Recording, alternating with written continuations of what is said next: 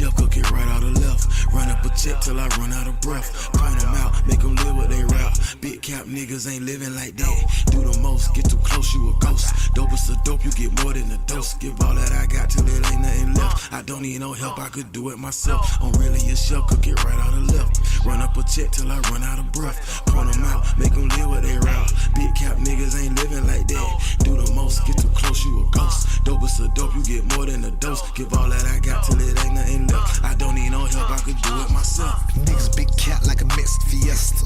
Dope on the scale, you won't get no extra this way. Make your hoe do what the money say. Tell your old man he don't want it, babe.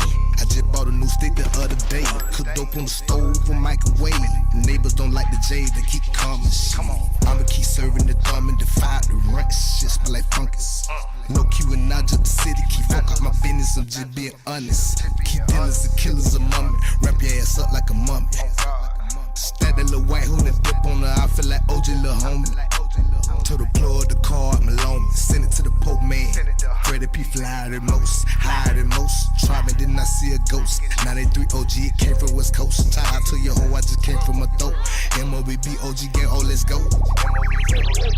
Yeah, go take a seat, get out the kitchen, I'm cooking, keep whipping it. Long as promoters keep booking, I'm running it. You get it all till I'm done with it. Give me that repo, your block, you won't get it. Hell with the skill, got it booming like speakers. I know what I'm doing. Don't need no features, court dates and funerals, commas and numerals. Really a chef, cook it up right or left. Working my move, I need more than enough. These niggas bluff, they really not tough. Head first, running up a check till my heart start 3-point. Working on my shot, trying to get hot. Swear to God, promise not to fold, never flip flop. Good smoke, good dope, busting out the zip lock. Don't think about it, you try, you might die. These niggas capping, they living a lie.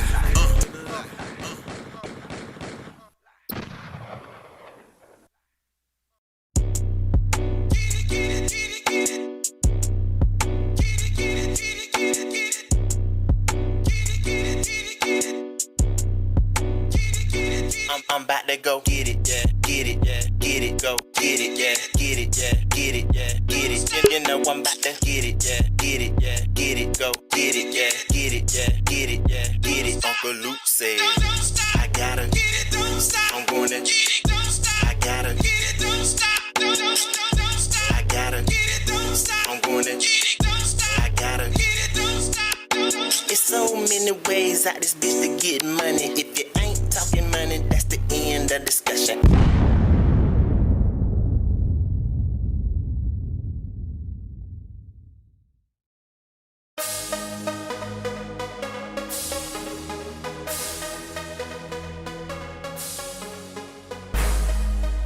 Since they want to be banned for life, but I gotta hear some shit because I'm in my feelings about that shit. I'm big man, fucking little man. Got him in their feelings.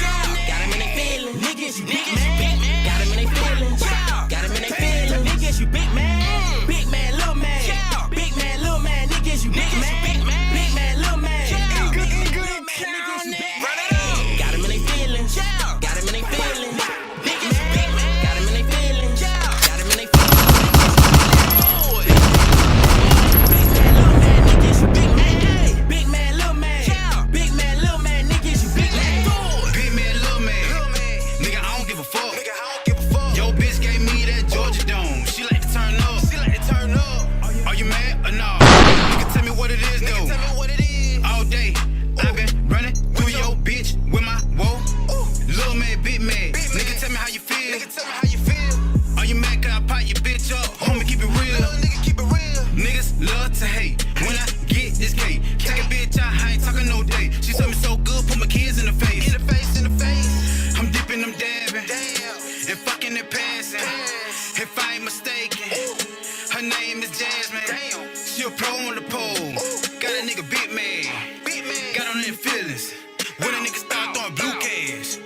Got him in their feelings. Got him in their feelings. Niggas, you big man. Got him in their feelings. Got him in their feelings. Niggas, you big man. Big man, little man. Big man, little man. Niggas, you big man. Big man, little man. Big man, little man. Niggas, you big man. Got him in their feelings. Got him in their feelings. Niggas, you big man. Got him in their feelings. Got him in their feelings. Niggas, you big man. Big man, little man. Big man, little man. Niggas, you big man. Big man, little man. Big man, little man. Niggas, you big man. Yeah, I heard she real man. But it ain't my fault, I can't fuck with a mess ass. Turn up to the fucking man.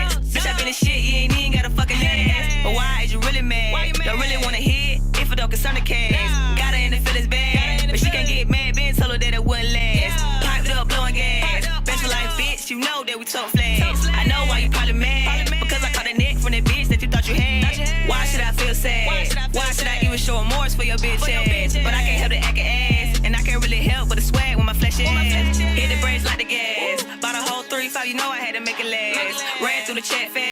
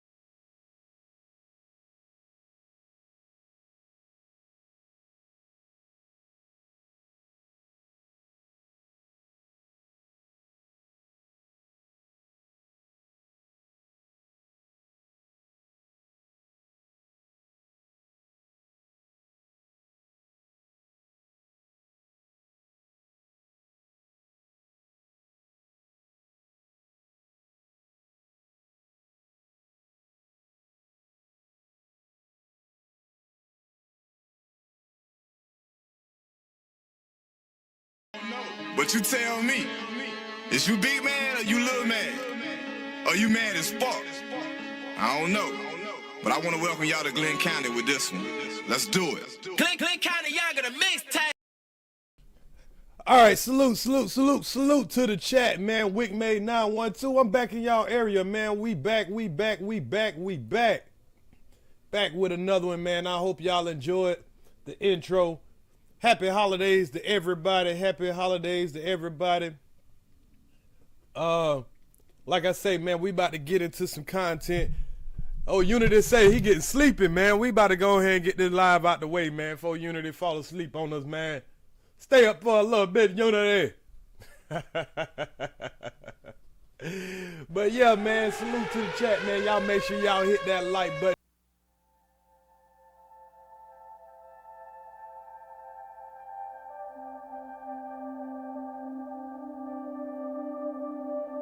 I'm actually talking about, for the people who are not familiar with the case that I'm talking about, I'm talking about this case of a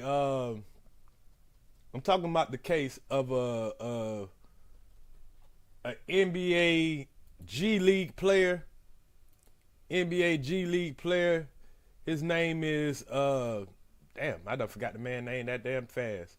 His name is Chance Comanche, 27 years old. So without a lot of further ado, let's go ahead and get straight into the content. Hold on, let me make sure I pull it up right. Excuse me. I hope y'all like that I'm dressed for the occasion. Y'all like my Christmas suit? Yeah, man, I came dressed for the occasion today, man. Salute for me for finding this nice suit and my avatar. Yeah, man, I'm sharp as a tack today, y'all. Y'all make sure y'all get those likes up, man. Y'all get those likes up. Yeah, y'all know I'm sharp, man. Tell me I ain't sharp now. I had to coordinate. I got the yellow tie. I got the red vest. You know what I'm saying? I got Santa Claus and, you know what I'm saying, cookies and all that. I coordinate. Oh, man, y'all know I like to have a little fun with this shit, man. Y'all know they hate me because I come on here so sharp. Came on here sharp to death. Killing it. Dapper, boy. That boy Dapper. Okay. But okay, man, let's get into the content. So I'm gonna let this news report play, and then we're gonna get into actually get into the details, cause y'all know the devil is in the details. So let's get into the details of this. Let me get rid of this, cause I don't need this right now. So I don't even need it to get in my way.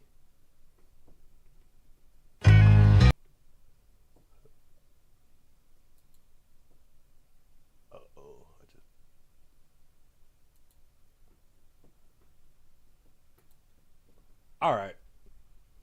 On what led up to a Las Vegas murder that former Stockton Kings player Chance Comanche and his ex, Sakari Harnden, are now charged with. Detectives think the motive behind that murder in Nevada may be tied to what happened in another murder investigation right here in Northern California. KCRA 3 investigates. Lizzie Mitri joining us with the details. Lizzie, what do detectives think happened here? Well, we know Chance Comanche is now accused of working with 19-year-old Sakari Harnden to help her kill Marina Rogers in Las Vegas earlier this month. And court documents show, as Las Vegas police investigated what led up to the 23-year-old's murder, Rogers' boyfriend and a childhood friend told them the two women had an altercation 2 days before Rogers' disappearance.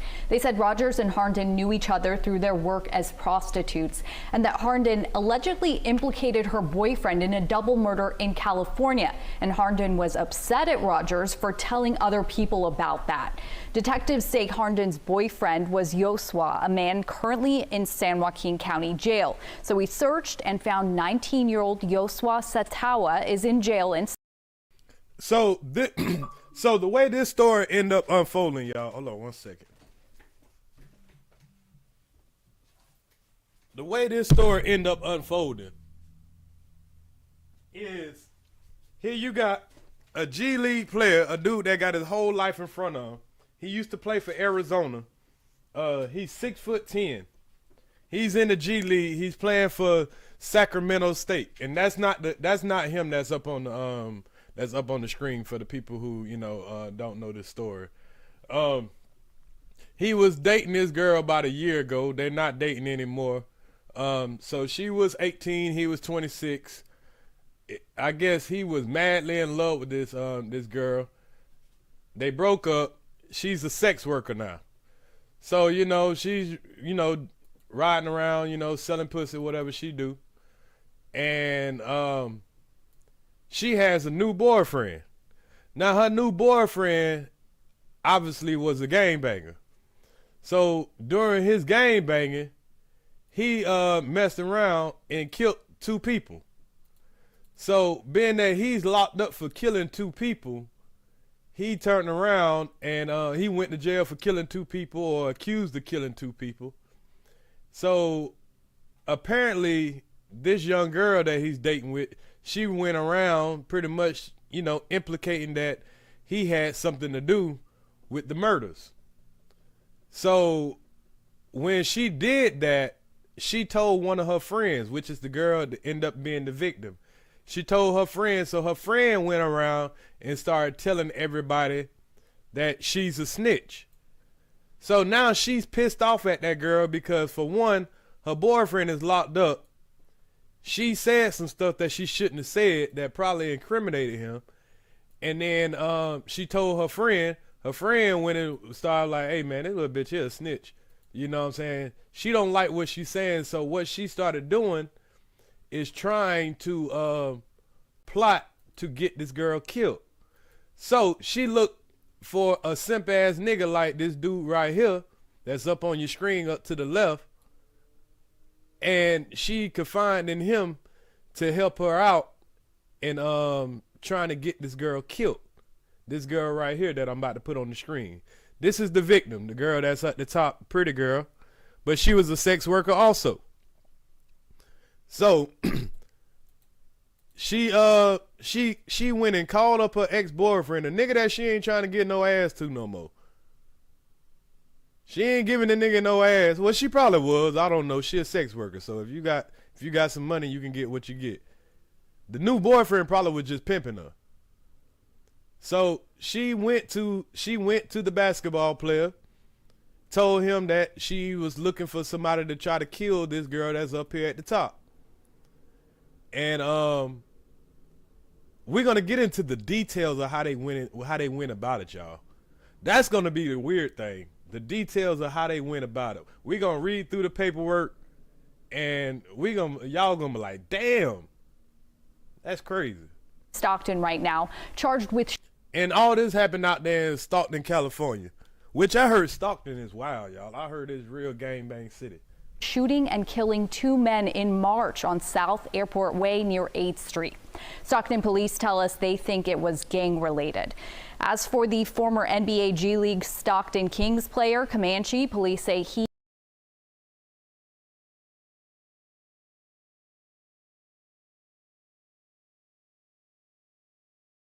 Now look at this fool.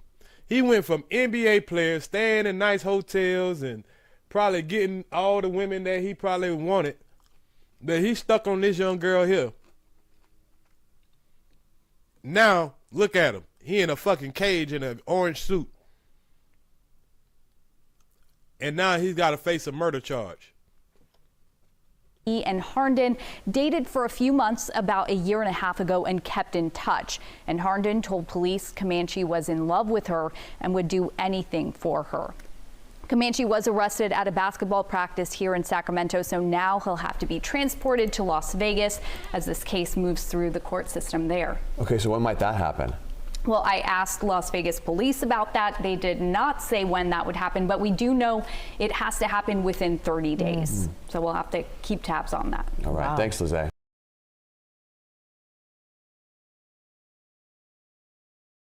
So that's the story. Hold on, let me stop. The power of. So that's the story in a nutshell.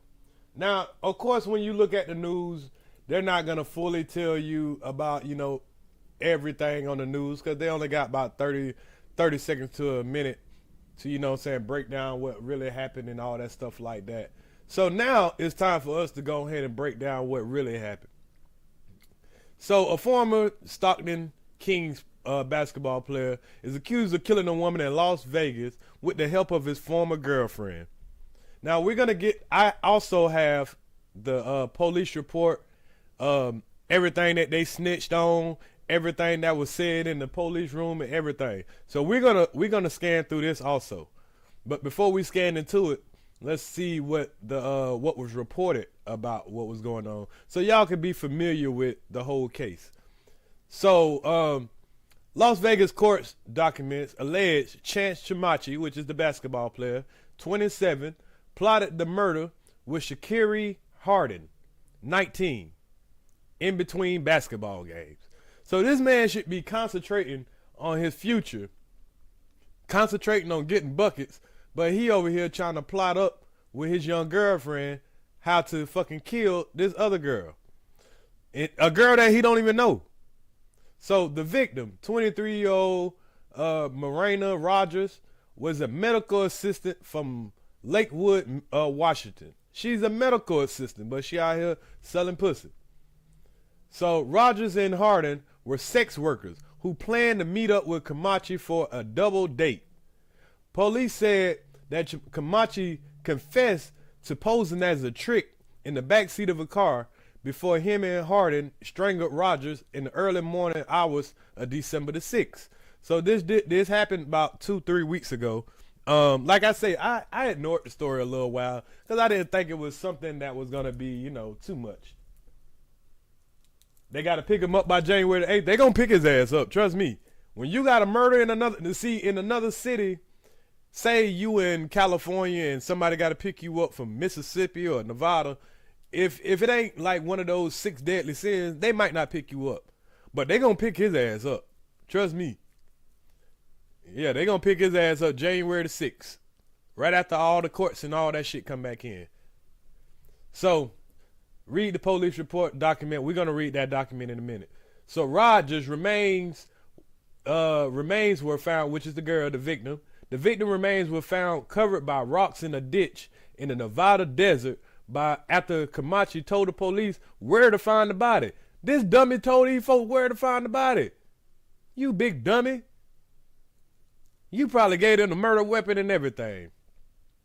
Comanche will eventually be taken from Sacramento to Las Vegas, where the case moves through the court system there. So like you say, they got to January to come pick him up, January the 18th.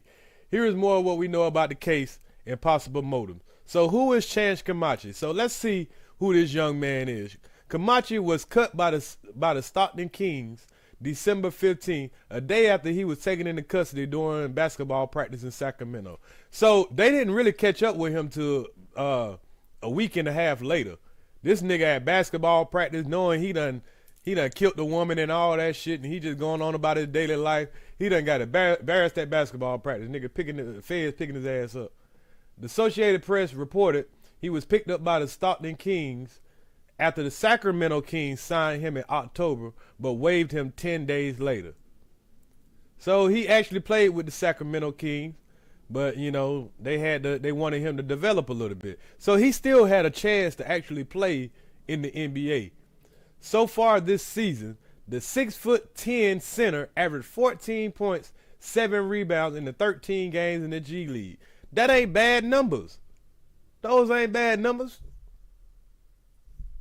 So he could have actually played in the NBA with those numbers, y'all. He probably just had to gain a little weight. He looked kind of slim, you know what I mean? So they probably just wanted him to beef up a little bit more. In college, he played for the University of Arizona from 2015 to 2017. An online profile for the University of Arizona listed his hometown as Beverly Hills. This nigga from Beverly Hills. Trying to be tough, trying to be a gangster. Because y'all going to see why I say he was trying to be a gangster. This nigga from Beverly Hills. This nigga from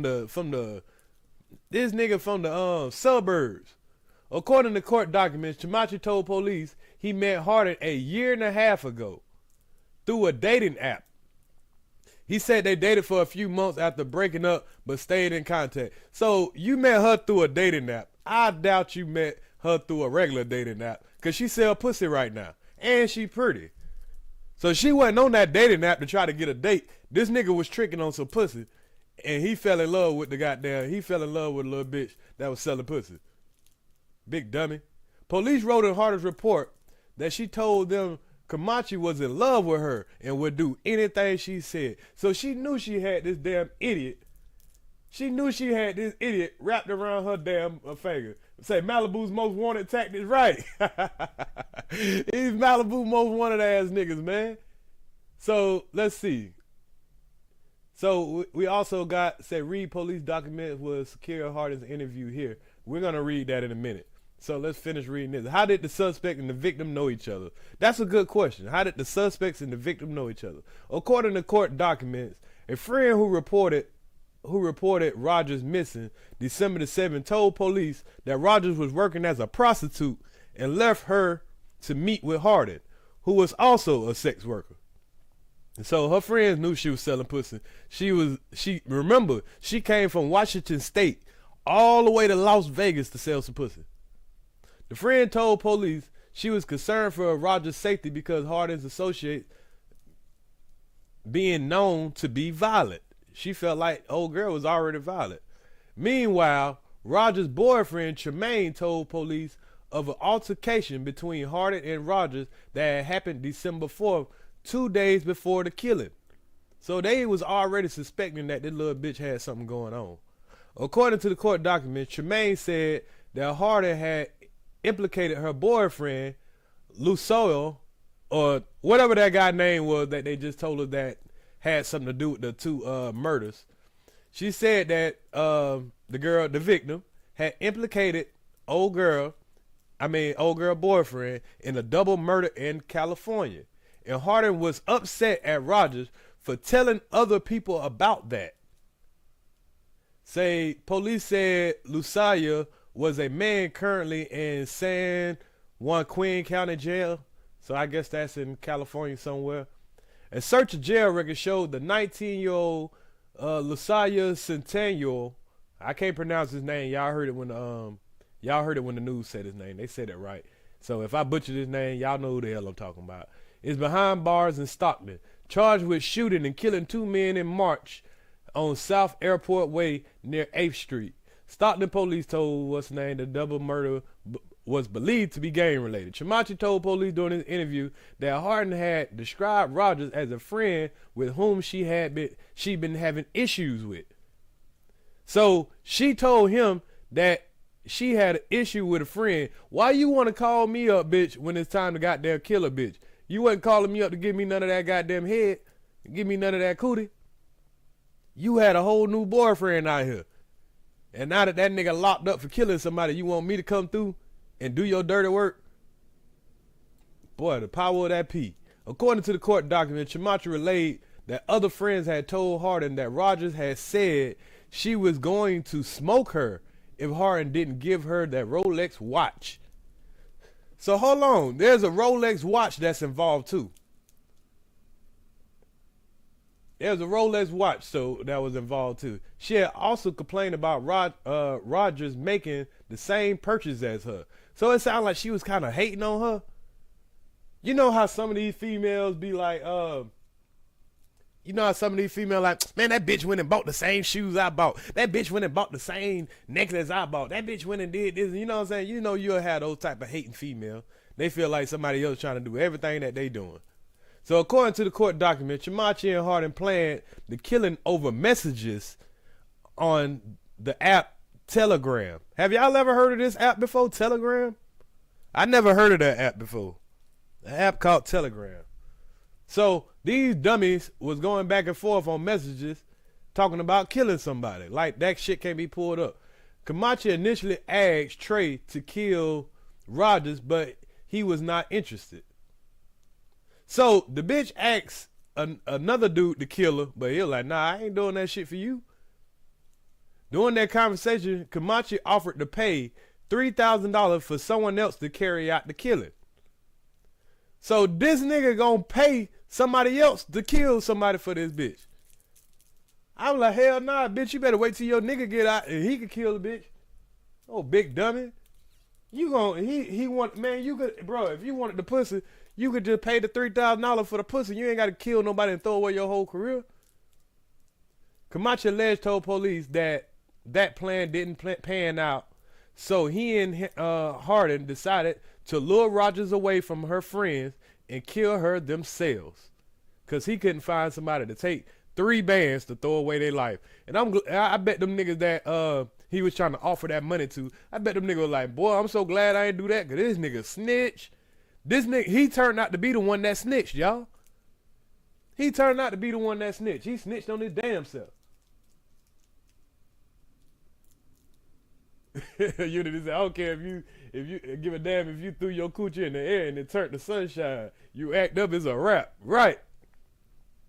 So police allege the killing happened in the hours after the Stockton Kings December 5th game in Las Vegas against a G-League team at night when Harden picked up Comanche from the M Resort and drove to meet Rogers. So this nigga just got done with the game. Instead of this nigga going back to his hotel, you know what I'm saying, hire him another little sex worker, come on through, suck him up, go on to bed, and focus on your next game and focus on your career, he over here plotting a murder. Comanche told police his first impression of Rogers was that she was not about that life, meaning he did not think she wanted harm to Harden. She wanted to harm Harden. So he felt like the girl, this nigga talked too much. He felt like the girl, the victim, she wasn't about that life. But you ain't about that life, nigga. You from Beverly Hills, bro. Stop the cap, bro. Comanche confessed to the police that the group first went to buy alcohol, and then he and Harden were still texting each other about the plot while driving. Y'all got to be careful who you hang around, y'all. It'll be the motherfucker going to go buy some alcohol with you, hanging with you, kicking it with you and shit, plotting on your damn murder. After parking in the cul-de-sac, Rogers agreed to have her hands zip tied. Now, this is the victim. They parked in the cul-de-sac. They told the girl they wanted to do some freaky shit. So the girl said, okay, she agreed to have her hands zip tied for some kinky sex. And it's supposed to be a threesome. So after parking in the cul-de-sac, Rogers agreed to have her hands zip tied as part of a kinky sex request before he and Harden strangled her. He said he used the HDMI cord while Harden used her hands. Wow, y'all. So imagine that. You as a sex worker telling somebody, a motherfucker telling you they want to do some kinky shit, tie you up. These motherfuckers tie you up. and then a nigga put a HDMI cord around your damn neck while the other girl just choking you out. That's some real hatred, y'all. I ain't lying. Like, you gotta really have some evil in your heart to sit here and try to choke somebody out with an HDMI cord while the other person is strangling you or whatever, and they have to watch a person life leave from their body. You have to be one heartless motherfucker. It's just sad.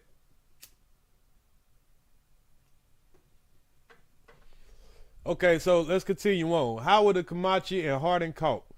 The court documents that covered Comanche and Hardin's arrest detail various ways that led them to crack the case after friends of Rogers reported her missing, suspected something was amiss. The police effort involved obtaining incriminating text messages from Comanche and Hardin leading up to and after Rogers' killing. Police also obtained location data from the electronic devices that belonged to the suspects and victims, showing they traveled together. See, boy, them phones gonna tell on you. You commit a murder these days, those phones will tell on your ass. Cause your phone keeps track of everything you doing, everywhere you go, every phone call you make. You think you erasing that shit, you thinking that you erasing the apps and all that. Them folks can pull that shit right back up. They can track down every little step that you take. So they wasn't too smart about this. They don't really realize how technology is, but they young. He 27, she 19. The court documents also said that Hardin was among those who reported Rogers missing. So this bitch done strangled the girl and set the girl up to get killed, and she was the one that reported her missing. Ain't that some shit? A motherfucker would kill you then report you missing. But that she then refused calls from law enforcement. So you knew you made yourself a suspect. You report her missing, but then when the police try to call you to, to follow up, now all of a sudden you dodging them. When they tracked her down, Hardin claimed Rogers left her in an Uber for another date. But police said records obtained by Uber didn't corroborate her account. So she must have thought that them folks wasn't going to go check with Uber. And they found out, nigga, it wasn't no other Uber. Ultimately, Comanche's confession led police to where Rogers' body was located in Nevada desert, the court document said. So this big dummy went and did all the snitching that they needed. He did all the snitching that they needed. So that's a little basic rundown of what they had or whatever, without going into too many details. Now let's get into the devil of the details. Here's the devil of the details. So 90,000 missing in Cleveland, Ohio. Are you serious? Are you serious? I got to go look into that. That's wild. But okay, so now let's get into the devil of the details, y'all. Here, I'm going to blow this up just a little bit more so y'all can read along with me if y'all want to. And we probably ain't going to go through every single bit of it, but we're going to cover a good bit of it. So here, let me shift some things around real quick. So just remember the girl at the bottom right-hand corner. That is the girl that lost her life. Pretty girl, man. Pretty girl. And these are the dangers of selling pussy, y'all. She put herself in a situation and, unfortunately, it cost her life. Unfortunately, it cost her life out there living that fast life, man. All money ain't good money. All money ain't good money. So let me move some stuff around real quick. All right. So let's go through this paperwork real quick and get into the devil of the details, which is pretty much all those text messages. So hopefully I got that big enough so y'all can read along. Here, I'll make it a little bit bigger. I made it a little bit bigger. Damn, they snatching people for real? Damn. Yeah, I'm gonna look into that. I'm gonna look into that because I might even do a live about that. I gotta look into that. So, okay, so this is the Las Vegas Metropolitan Police Department declaration of warrant summons. So this is pretty much telling you what all happened. Okay, so this officer was the first duty sworn, the press says, that he was a detective with the Las Vegas Metropolitan Police, being employed for an amount of 6 years, blah, blah, blah, blah, blah. His investigation developed Hardin secure as the perpetrator, therefore. Let's see. So the introduction, deployed 3 to 6 years. They're just telling a lot about his background. His investigation on December 7, 2023, at approximately 1532 hours, Las Vegas Police Department Vice Section received a report pretty much about 2 individuals. They retracted their name, reporting their friend Morena missing. And Gavin mentioned a working prostitute. They blanked out that person's name too. That she was a working prostitute and last seen December 6th. So prostitutes always want to stay away from the police until their ass come up missing. Okay, so 2020 to approximately 2,000 hours when blank met with friends, a friend named Sakira Hardin. So they're telling the police that they met up with the girl Hardin, Sakiri. They got a date of birth. They retracted that as a sex worker, and Hardin planned a prostitution date with 2 unidentified males. Garvin expressed concern for such and such safety due to Sakira's associates being known to be violent, because of course she had the gang banging boyfriend that had 2 murders. So Gavin provided a previous location based on her Apple location sharing, despite attempts to locate her were unsuccessful. It was also discovered that December 6th at 14:25 hours, Hardin had filed a missing report under LVMPD. So she filed a missing report before the friends did. She filed the missing report trying to be slick. So she was saying that she was last seen December 6th, 300 hours, leaving in an Uber to the Summereth area for an appointment. Hardin stated that she was drunk and high and on ecstasy. So she tried to make it like the girl was all high and drunk on ecstasy, going to meet a trick, and then that's when she popped up missing. Y'all make sure y'all hit that like button. And that's when she popped up missing. Because of multiple reports of disappearing were being reported and the detectives were unable to locate her, and the possibility she is in immediate danger, a Kelsey police phone ping on the phone number was requested. So they tried to ping her phone. They couldn't find her phone. That's pretty much what this is saying. Then they tried to dispatch, and the address being a potential Airbnb. So they went and checked the Airbnb. They didn't find her there. Let's see. But they did see a white Mercedes-Benz that matched the girl Garvin's interviews. The vehicle belonged to such and such, exiting a residential neighborhood. So what they did is they looked at the Airbnb that they were staying in, that they pinned the last location she was at. They went and looked at some surveillance video, and they seen the Mercedes that the young lady was driving leaving the location, or pulling in the location. Remember, they say they was in the they pulled in the cul-de-sac, and they zip tied her because they thought that there was about to be some kinky sex, and that's when they choked her out and all that. So they seen them pulling into a certain neighborhood in the cul-de-sac where the Airbnb was. They couldn't see, obviously, in the car where they killed the girl at, but they did see that same Mercedes leaving. Okay, so this is how it started out. It say December the 1st. So we're going a couple of days before the actual murder. December the 1st, with the purpose of engaged in prostitution on December the 5th, such and such and Hardin met up to complete a double prostitution date.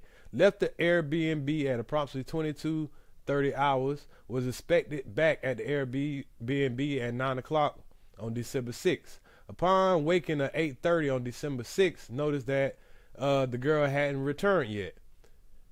Such and such found this to be suspicious, and they retracting everybody's names besides the actual suspect. I think they even retracting the victim's name.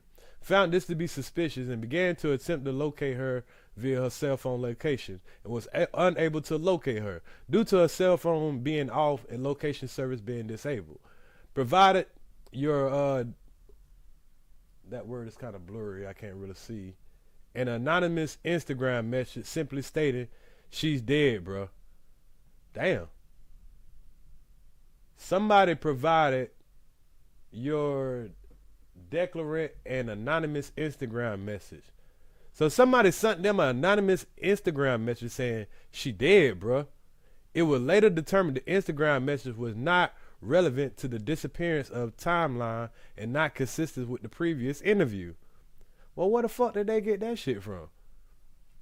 So somebody named retracted stated that she had been separated from another person and unsure of the exact timeline of the events. Such and such, whoever they redacted, interview was recorded and available for reviewing the evidence. During the interview, Garrett, date of birth, a red Chevy Camaro bearing Nevada plate, completed the recorded interview. This interview was recorded and available for evidence. Garrett stated that he was the last person to see such and such leave with Harden. So I think Garrett is the girl's boyfriend. Garrett provided for a declaration with the most comprehensive timeline. 1,300 hours, Garrett leaves the Airbnb to go shopping and to get a haircut. And she was still sleeping. So yeah, that's her boyfriend. The guy Trey is her boyfriend. He left to go get a haircut. Between 1,600 and 17 hours, Garrett arrives back at the Airbnb. 2,000 hours, Garrett eats dinner with the girl at the Airbnb. Garrett goes to the Polo Towers with his friend J-Mac to drink and walk Las Vegas Boulevard. Around 23:30 hours, Garrett is contacted by somebody requesting to meet up. So he must be her new pimp, because he know his girl is selling pussy. You know, and he just enjoying the nightlife. Salute, Hell Lima. Happy holidays to you. So, you know, he knew his girl was living the nightlife. He's enjoying his just vacation in Vegas. Because remember, they're from Washington State in California. Now, remember the basketball player, he's just in Las Vegas because they're having a game. So, okay, she gets a call from the girl that supposedly had her killed and said that they needed to meet with a prostitute date. He wanted a double date. J-Mac, J-Mac, all take the Mercedes-Benz back to Henderson. So they was out chilling on the strip in Vegas. The girl called him and say, "Hey, I got a trick that want to do a double date. We're going to make some money. Come bring the car back." So they pretty much brought the car back so them girls can go on their sex date. What else we got? So when they pulled up the Mercedes-Benz back to Henderson, such and such is the driver. Somebody else was in the front passenger, Garrett and J-Mac in the back seat. J-Mac got into the XO liquor store, goes into the XO liquor store in Henderson to buy a bottle of alcohol, remains the driver. Approximately 10 minutes after leaving the XO liquor, Garrett and J-Mac drive 10 minutes into a residential neighborhood to meet with Harden. Garrett states that upon their arrival, exits their vehicle, says hello to everyone. Garrett exits vehicle and sees an unknown male in the back seat of Harden's vehicle. So them guys, they went to go get some alcohol. They meet up with the girl, this girl that's over here to your left hand side, that's accused of murdering the girl. They see her in the front seat, in the driver's side, and they see the basketball player, Comanche, he's sitting in the back seat. That's pretty much what the boyfriend is testifying to. So he sees an unknown male in the back seat of Harden's vehicle. Garrett stated that he found this to be weird and confronted Harden about the male. Like, why the fuck you got the motherfucking trick riding with you? That would have raised my red flag too. Like, okay, y'all going to meet up with a trick. You gonna bring the trick with you to where we laying our head at? Girl, is you stupid? Just dumb. So Garrett recalls, So Harden reassured Garrett not to worry. He is a trick. Trick is common term for a sex buyer. Garrett recalls an incident that he witnessed on December the 4th between Hardin and pretty much these two ladies. He knew that they had to fell out, but he thought that they was going to get along because both of them, you know, trying to do business together. So he witnessed the altercation between them two in the backyard of the Airbnb.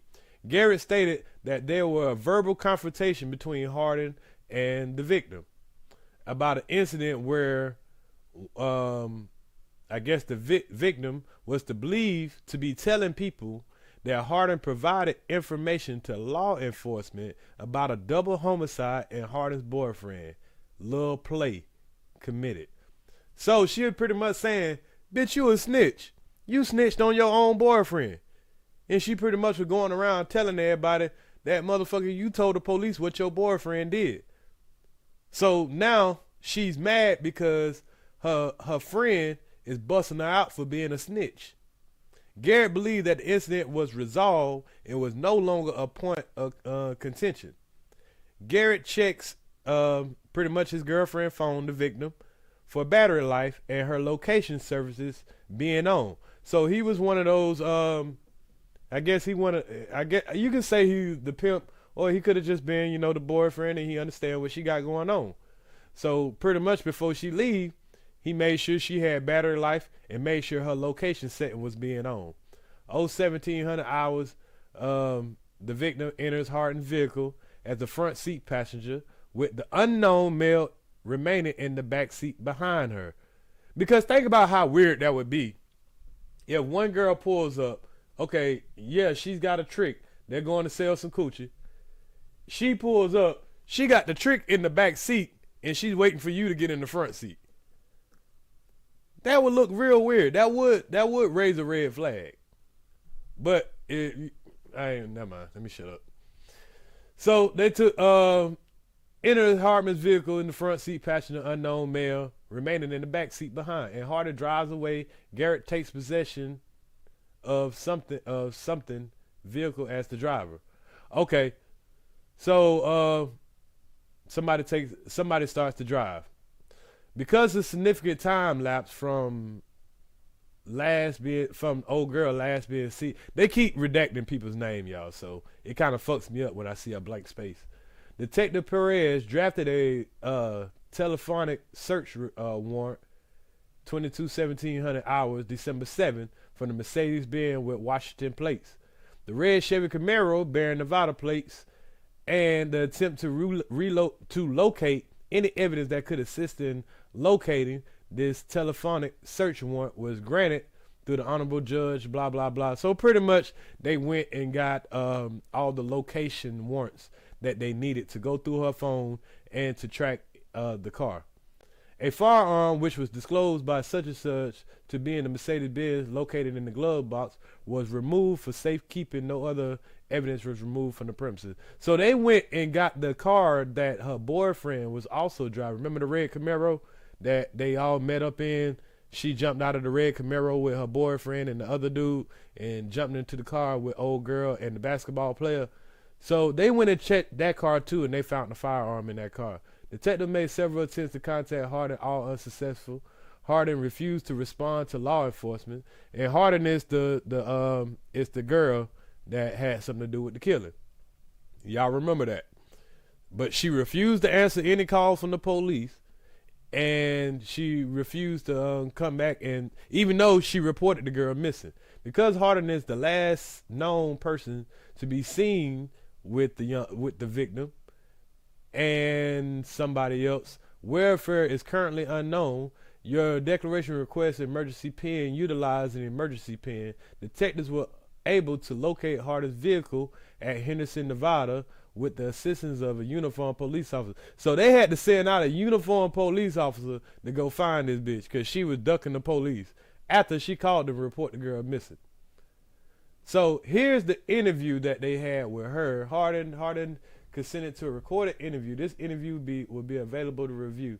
Hardin admitted to meeting with whoever name they redacted to complete a prostitution date. Hardin confirmed having a male in the backseat of her vehicle when she met up with the victim.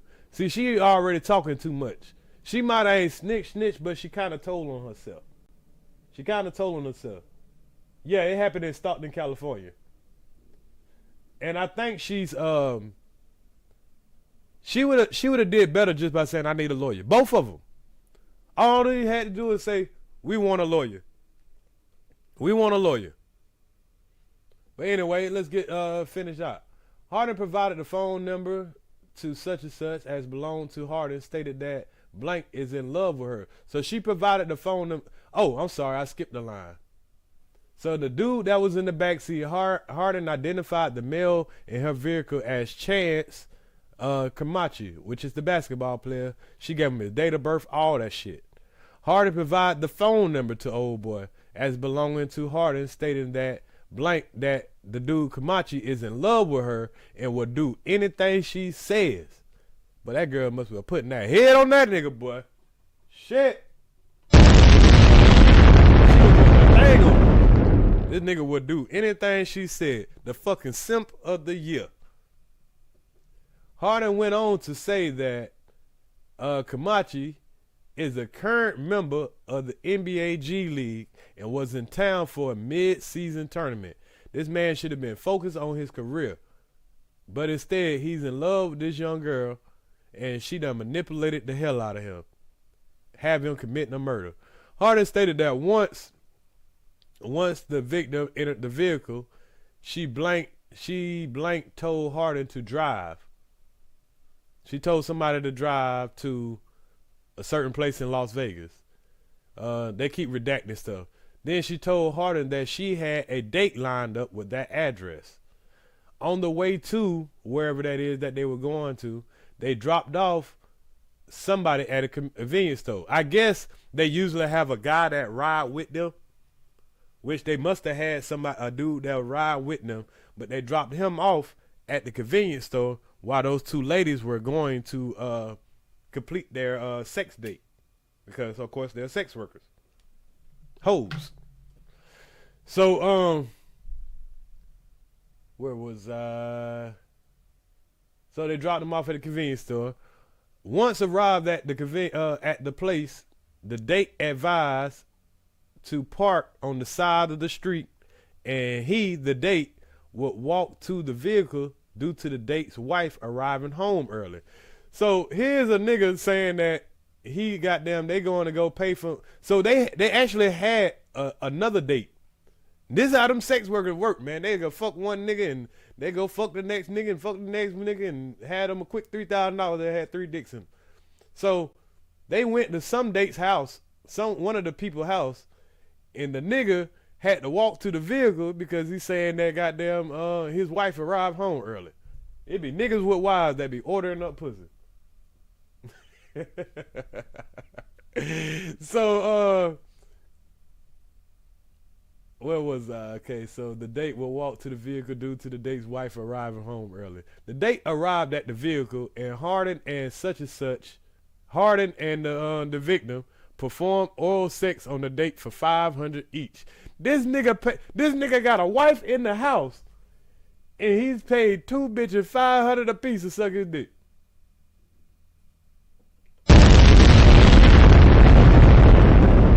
Wow.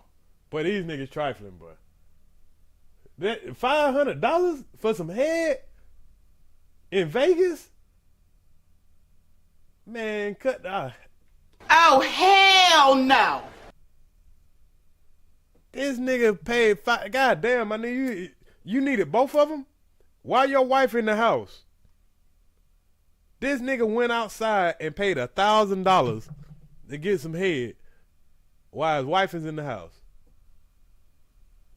Ain't that some shit, boy? Niggas, boy. Once the date was completed, the victim advised Harden that she had another date in the Summerlin area, insisted on taking an Uber in an effort not to get in the way of Harden making her own money. So Harden provided a screenshot text message from such and such. The screenshot depicted a text message conversation from the phone number, and they had the phone number. The message stated, if possible, I was thinking $1K for like an hour and then possibly longer, depending on how the vibe is. Wink face emoji. Such and such replied with, "That's perfect. The vibe is great," Harden stated. She believed that is where such and such went. So pretty much, I think this story though, I think this is the fake story that she's making up. Because what really happened was, they picked up old girl, they went to the location that they wanted to, and they strangled the girl. But this is what she's telling the police. We went to this Trick's house, me and her. The guy had us come sit outside because remember, they was in the cul-de-sac where all the shit happened at, where the Airbnb. They're telling the police that we went to this guy's house.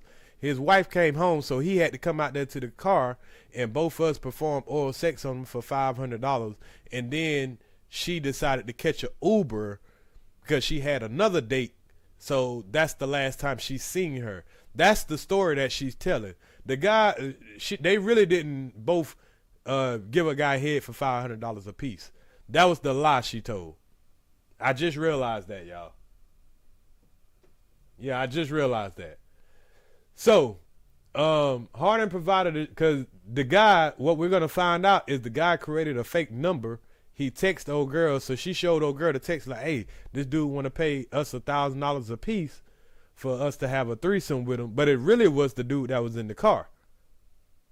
Y'all, I hope y'all keeping up with me.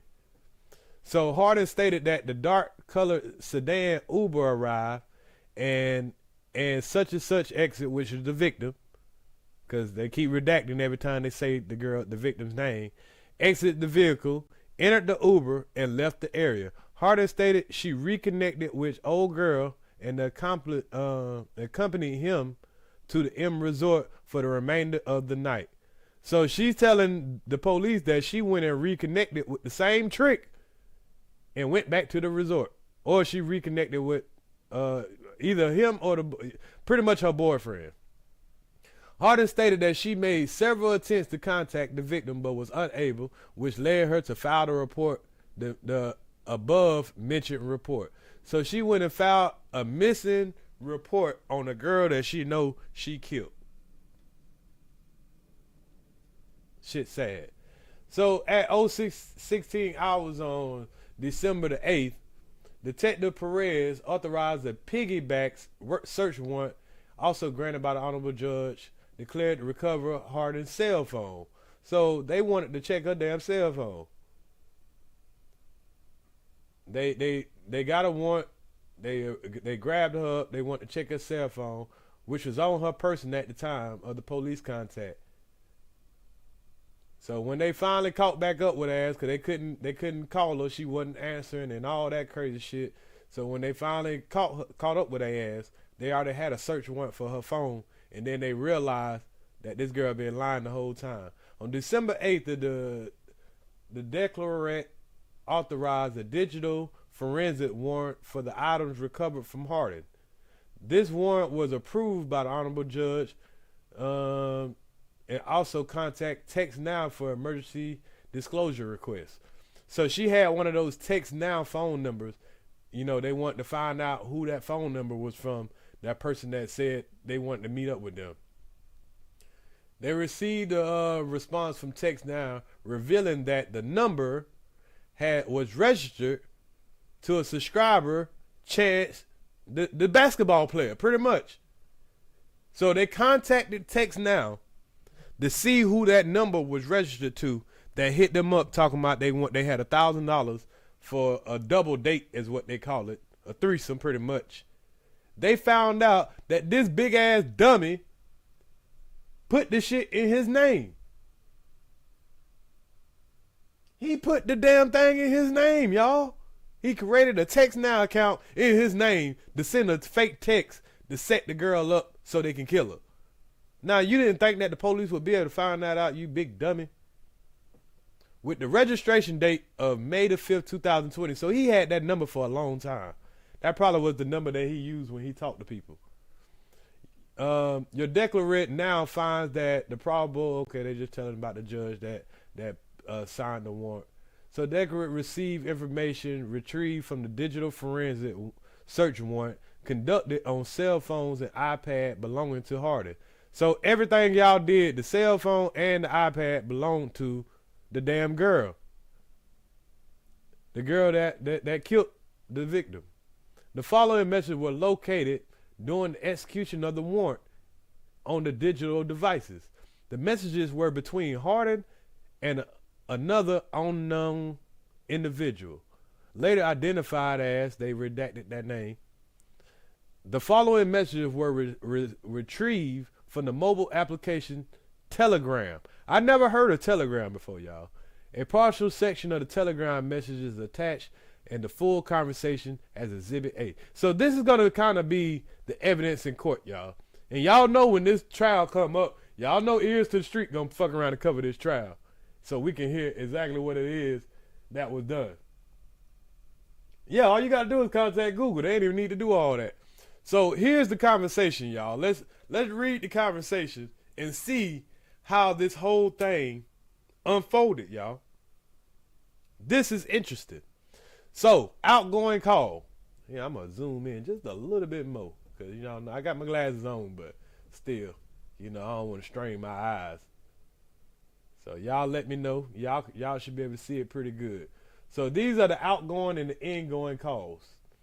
First call.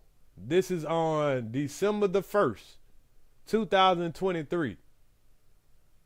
Yeah, December 1st. So this is 5 days before they actually killed the girl. So it say, like live loco, they will be here in the morning driving through Idaho. Right now it's green. I have him baseline info. He's going to hit them and get back. It's green. I have him the basic info. He going to hit them and get back. So she had already hit him up about trying to kill old girl. And he was trying to find some dudes that was gonna kill her kill the girl for them. So every time he says green, that means he's saying it's a green light. That okay, it's a go. I'm gonna get her killed for you because she's telling her, hey, this bitch around here telling people I'm a snitch. Do you know somebody that can, you know, take on this hit for me? She gonna make this nigga pay for her hit. That's how much of a goddamn a simp he is. He's willing to get another woman killed because he's in love with a little hoe. Big dummy. Fucking big dummy. Oh my God, man. Oh my God. Hey y'all, if y'all screen is blurry, y'all make sure y'all go right there to your settings and put it on change your quality, put it on 720. If you go right there to your settings and where it says your video quality, put it on 720 and your quality of your video will show much better. Just in case. Okay, let's continue on. It's a green. I have the baseline info. He gonna hit them and get back. Incoming call. I guess the outcoming call is her, and I think the incoming calls is him. I gave him. Then he sent it again. I gave him. So she said, what you tell him? Tell him. Gave them her full name, social security number, her IG page, all that. God damn, you giving a nigga the girl whole full name, social security. How you know this woman's social security number? Shh. Boy, you gotta be careful who your friends is, boy. Gave him the full name, social security number, IG, all that. She locked out of her IG. She won't be posted on it no more. So she is the outgoing. He is the ingoing. She locked out of her IG. She won't be posting. So he was trying to find her IG, find out what's her IG, what's her social security, anything that she can tell him about it. Okay, you got her full name. Tell him her car too. So he want to tell her the full name, her full name, and what her car is. How you got her full name? Oh wait, it's on her Instagram, huh? Where her IG? She locked out, and I think it's private. I don't think that'll help. I just need the name of it. LOL. Her name is Marina. Instagram, let me check. She stays changing it. Ghetto ass name. And she laughing saying that's foul. So this is the first day of them trying to, figure out how they can get this girl hit. They're trying to plot up on how to get this girl killed. But only thing about it is they can't find somebody to kill her. So this idiot decided to do it himself since he couldn't find a hitman that he was going to pay for. You was going to pay for a hitman. Now you decide to just do it yourself to try to satisfy this little hoe. While she waiting on her boyfriend to get out of prison. Soon as her boyfriend get out of prison, nigga, she gonna leave you. You done murdered a woman for nothing. For nothing. So, okay, she's texting back. She said, what's the deal? She just got here. Oh, that was him. Henderson, Nevada. Yeah, need that done. What's the addy for? That's where she's staying. There's gonna be hella heads there though. So if he makes a WhatsApp, I don't know what that say. I'ma find her and tell her to make one, and he can add her WhatsApp, and I'ma just pretend that he's a trick and have her pull up and get it done like that. So she's planning on telling the girl, hey, whatever guy that you gonna get to kill the girl, have him make a WhatsApp, call her, say that he's a trick, and then when he call her, say he a trick, then he gonna kill her, so it'll look like that she was out on the prostitution date and she got killed. She can pull up to wherever he want her to. I'll tell her to go alone, obviously. Boy, with friends like this, who needs enemies? So he ain't replied yet still. So she's asking him about the dude that he's supposed to be getting to kill her. She's still asking, damn, when that nigga gonna reply? Did he reply yet? Just keep me updated. I got you, light skin. Keep your head low. I'ma hit you. I got you, light skin. Keep your head low. I'ma hit you. I don't know why they got a lot of these twice. Maybe it's just because of how it came in. All right, thanks. Good luck at your game. They bitch say good luck at your game. Goddamn, that's all I get, bitch. You better say, hey, I'm gonna come suck you up today or something like that. Bitch, we planning a murder. It gotta be more than just good luck. And goddamn, good luck at your game and how you doing and all that shit. This nigga ain't getting nothing out the deal. This nigga actually paying money. So, nothing yet. Trying to figure out if I should keep playing friendly with the bitch, or should I say I'm going out of town because she's trying to link. I'm trying to delay it as long as possible till we can get the shit done. Our other friends trying to link. I'm only trying to link with them, though, not her. So trying to wait to do that till this shit done.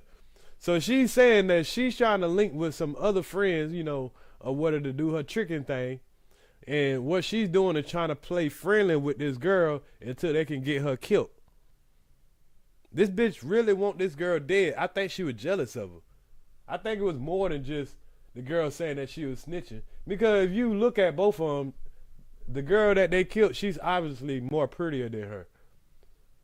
People probably pay her for more for her shit. And then she's a young 19-year-old. This girl is immature.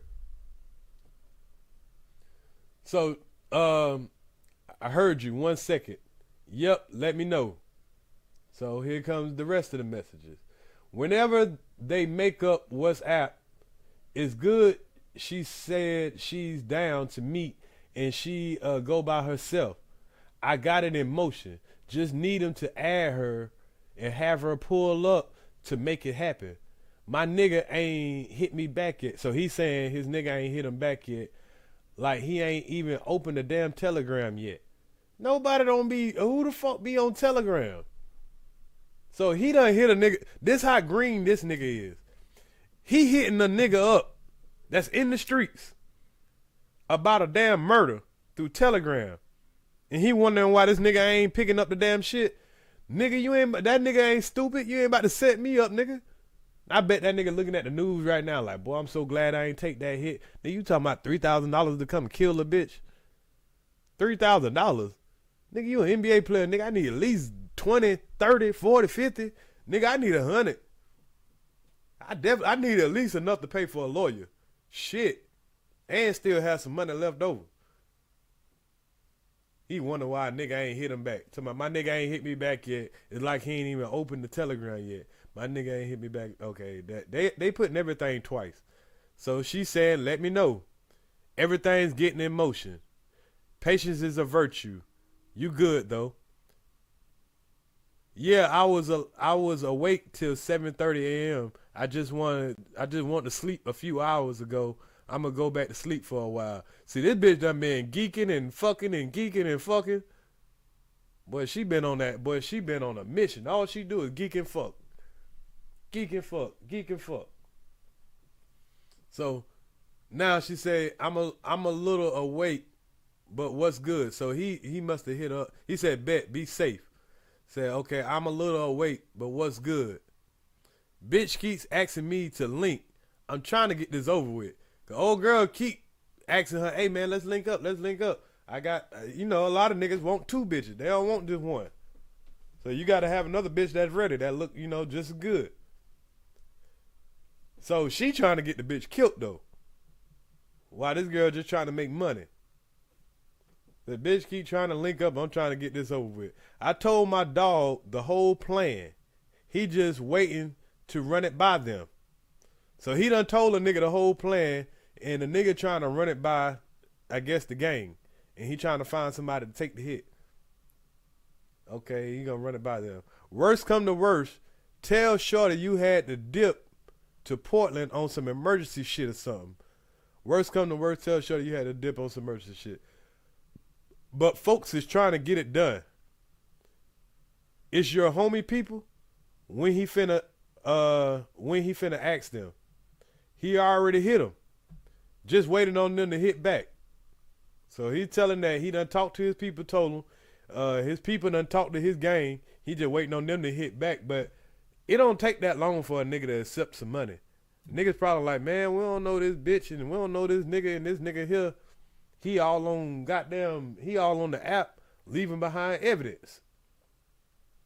Okay, so she said, okay, bet. Then she hit back. Nothing still?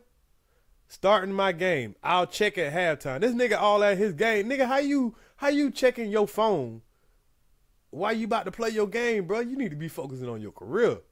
Okay, have fun. Good luck. Pimp name Slickback created the group. Pimp name KT3 and Twin. So he must have created some kind of group or something. Pimp name Slickback. Yo. So here's another set of conversation. Yo. Hey, wake your butt up, or wake your bill up. He spelled that wrong. Wake your butt up. So he's trying to tell her to wake up. I guess he's hitting her up the next morning or whatever. She said, LOL, I'm up. It's time. This my dog who know them folks. So he could have really just went on ahead and not pursued with this. Salute, King. Clint King up. He could have went on ahead and ignored this shit. So he hits her up in the morning and say, hey, it's time. I done hit my dog up. This my dog who know them folks. Run the plan by him so he can relay it. Folks ready. So he done hooked her up with some dude. I hate it for that dude because the police probably gonna go to him and try to, see what he can provide, what kind of evidence he can provide whenever they find out who this person is that they done put in the middle of this. Bet you can have Shawty pull up to whatever area y'all think is best. Get WhatsApp or something and I'll give you her number to add her on. Pretend to be a trick and have her come to wherever you at and get her when she show up. Whatever they will work, just let me know. Whatever day will work, just let me know so I can tell her when the trick trying to see her. She's going to set her up. Y'all got to be careful out here, man, with these so-called friends, if possible. All right, bet. Tonight, if possible, right? But they'll try to get that girl out of there quick. Yeah, let me check in on them real quick. but shit green for sure. So when he say shit green, he's saying, hey, it's a for sure. I got somebody that's gonna get the job done. So y'all want her chip or just the shit took?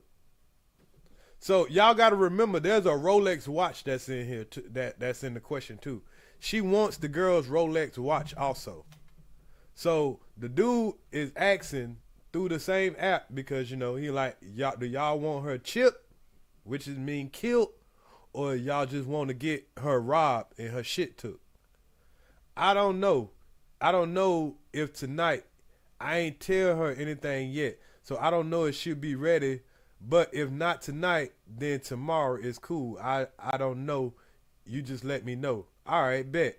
And yeah, nah, she gonna deuce, birds fly. So that pretty much, nah, that bitch need to be dead. They pretty much telling them.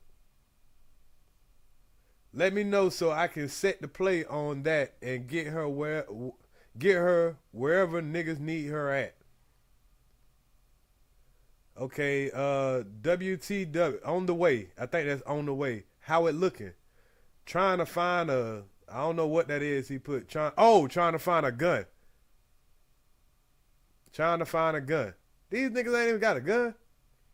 So, the report says, after reviewing the Telegram message, your declarant recalled that the victim received a text message, if possible.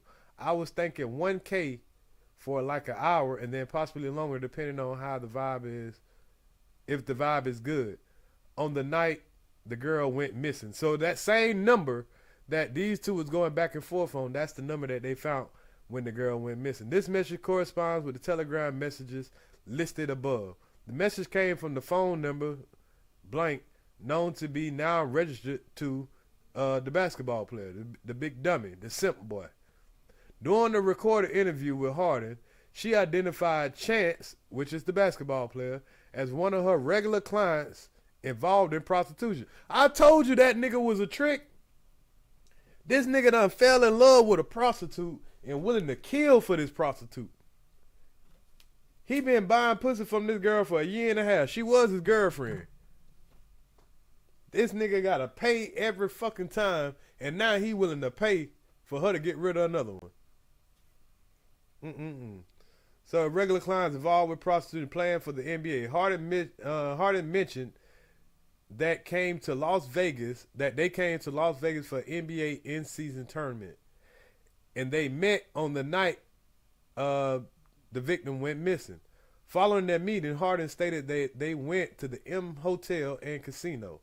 As detectives continued to examine messages retrieved from the search warrants attached and listed as Exhibit A, they observed messages discussing terms like starting my game, I'll check at halftime, in a team meeting, leading the detectives to believe that Telegram messages were between Harden, the basketball player, and Harden. So this is all the fucking evidence they need to show that the murder that ended up occurring was premeditated.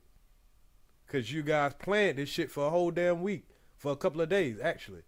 Detectives located the message, tell her an hour for 1K and then possibly longer, which matched the text message image provided to Harden, and Harden provided to the detectives. All right, so what else we got?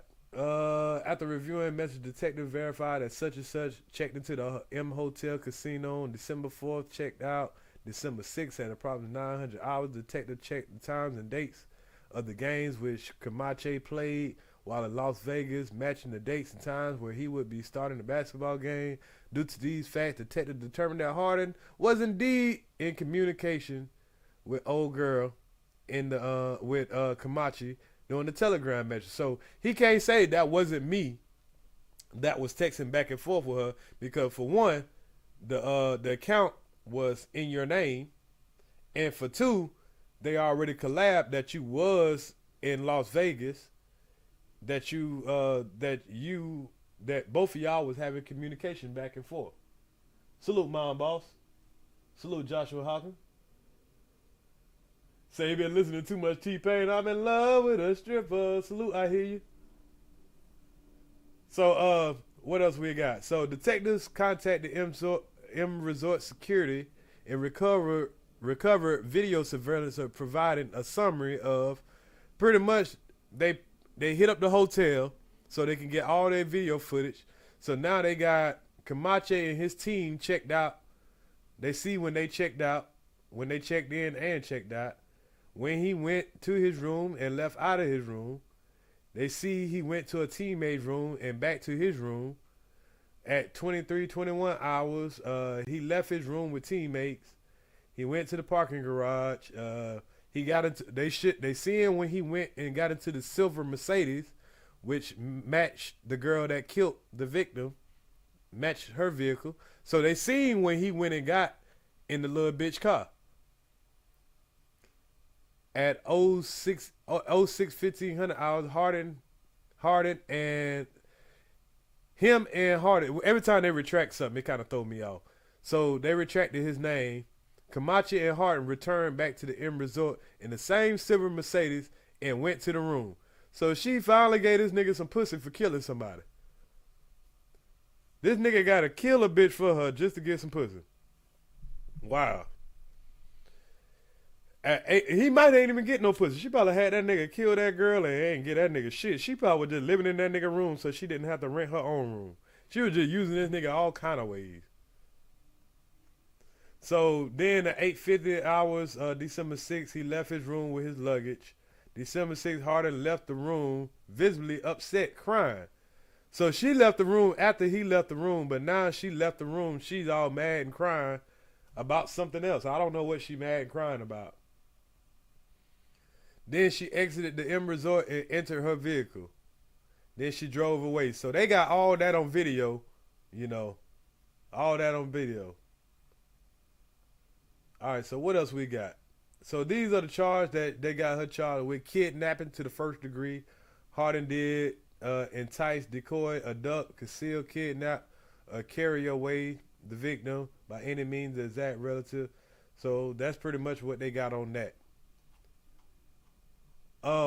Yeah, man. So that's pretty much the statements in the paperwork. Hold on, I think that there's one more thing that they had of the evidence that I seen. Oh, they got the confession of this big dummy. Let's go over the confession, y'all. The big dummy told on himself, y'all. He told on his damn self. So what we just read was the evidence that they had on her from her statement. Now, here's the evidence that they got on him from his statement. So, of course, you got to go through the detective and all that shit. You know, who the detective is, the murder trial, all that. We'll skip that part. On December 7th, approximately such and such hours, blah, blah, blah, blah, blah. The girl went missing approximately 1 hour due to the fact that the missing person question was a working prostitute. They had somebody that was going to be the initial response to that investigation. So here's the interview. Interview with Summer and such, Gavin, such and such. I think these are the other two people they did an interview with who are related to father. Summer and Samariah were friends. And Summer had knowledge that Samara was a prostitute. So this is the statement from her friend. Summer last saw Marina on December 6th at probably 2,000 hours. Marina left Summer to meet another sex worker, Sakara Harden. Marina and Sakara had planned a prosecution date with two unknown males. Marina never returned from the double date, and Summer had not heard from her since. It was not like Marina to not check in and not return from her dates, so Summer became concerned. Gavin expressed concern for Marina's safety due to Sakara's associated being known to be violent. So Gavin, I believe, is her boyfriend. It's the other girl's boyfriend. Summer and Gavin indicated that Marina was staying in an Airbnb, and Summer believed Marina drove a white Mercedes four-door sedan. Detectives learned that December 6th at approximately 1400 hours, Sakara Harden had filed a missing report. Remember I told y'all the girl filed a damn report knowing she done killed the girl. So the attempt to locate, after gaining preliminary information on the disappearance of Marina, detectives attempted to locate Marina All attempts to locate Morena were unsuccessful. Due to the multiple reports of Morena disappearing, detectives been unable to locate her. Phone rang. They pretty much telling about how they kept trying to find her phone and all that stuff like that. Let me see. Let me go over something that we haven't read already. I don't want to read y'all the same shit we already read. So we already read. Okay, I don't think we read this part. On December 5th, Morena met up with Secure to complete a prostitution double date. Morena and Secure were going to spend the evening together meeting NBA players. Morena told Tremaine, which is her boyfriend. Tremaine is Morena's boyfriend, y'all. Remember that. She told Tremaine she was expecting to make $4,000 in one night. Oh my God, bro. She was going to make 4 bands. She was going to make 4 bands in one night. Selling that ass. And turned out to be with the wrong motherfucker. Morena left the Airbnb at approximately 22:30. Morena was expected to return.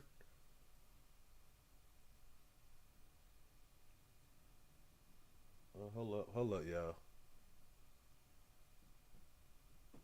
Hold on, y'all. Okay. I just wanted to make sure y'all still able to see what we read. So it say, she was expected to return at 0900 hours, pretty much in the morning, but Morena never returned. It was not normal for Morena not to return or to not to check in. Tremaine attempted to locate her, location, all that. We already read that part. Tremaine had been told Shakari and Morena were in a vehicle with a trick, and Morena had left Secure to go on another prostitution date. So she told them the same story. She told them that after they got done with the double date that they had, that old girl got into an Uber and she went to another date and she had seen them since. That's the story that she told the boyfriend and old girl other friend. So she went on the date. Okay. Morena allegedly left in the Uber with her new date. Tremaine thought this was suspicious, and Morena always using the Uber account for trips. Tremaine did not believe Morena had her own Uber account. So the girl didn't even have her own Uber account. She usually used her Uber account. Tremaine believed Garrett Blank had driven to Morena to meet up with Sakura. So Tremaine also disclosed altercation between Sakura and Morena, which occurred December 4th. We read about that. So the interview with Garrett on December 7th, approximately 1900 hours, he arrived in the red Corvette. So he's actually from Nevada. Garrett was a childhood friend of Morena. So this guy is I don't know if it's a guy or a girl, but Garrett was a childhood friend of Morena and knew her for approximately 15 years. Garrett arrived in Las Vegas December 1st. Garrett drove to Las Vegas in a white Mercedes belonging to Tremaine and Morena. They all stayed at an Airbnb they redacted the location, for the duration of their visit. Garrett admitted Morena was visiting Las Vegas to engage in prostitution. So on December 5th, approximately 23:30, Garrett was contacted by Morena to meet up so she could drive her to meet Sakura. Morena showed Garrett a string of text messages between her and Sakura. They arranged the prostitution double date. The text message unknown trick offered to pay Morena $1,000 for the services. But remember, that was old boy using the Text Now app to try to, act like that they wanted them to pull up. So pretty much they telling about them. Garrett asked Morena the individual was Sakura, stated that it was a trick who was going to. That's when they got in the car. She pulled up with the girl in the car. So the interview with Sakura, they told her that she told the people that she made several attempts to get with her. All right, so hold on, let's get to the part where he testified.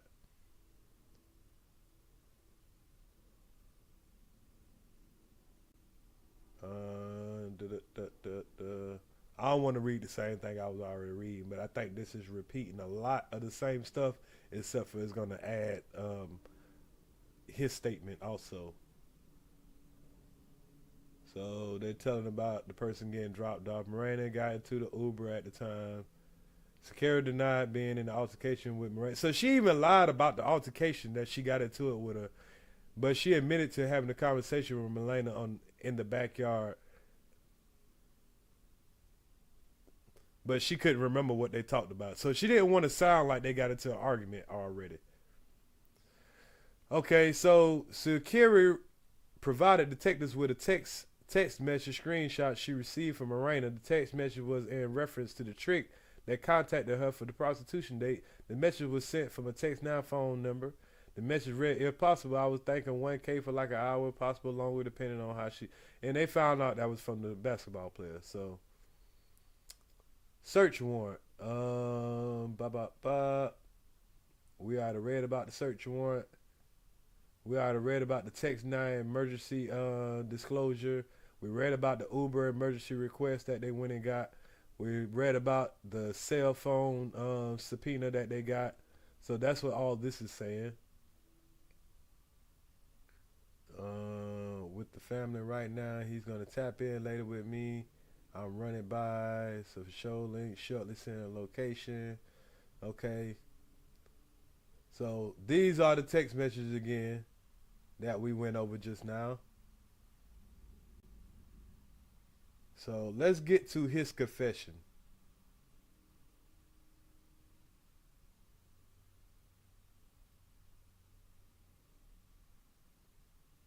Oh, okay. So here's some more confessions in the what's name. Here's some more text messages.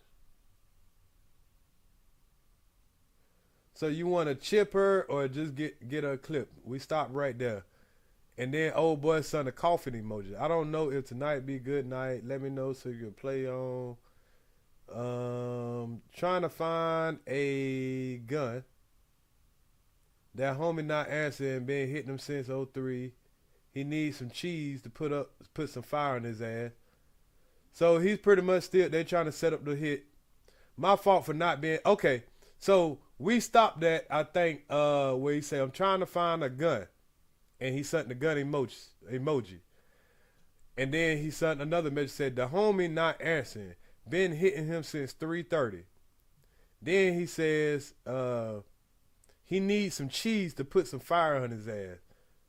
So they say it should be noted from the point on detectives only have messages from Chance.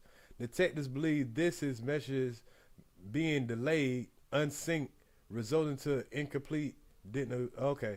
So they only got messages from the basketball player. So that's what we're reading. Only messages from the big dummy.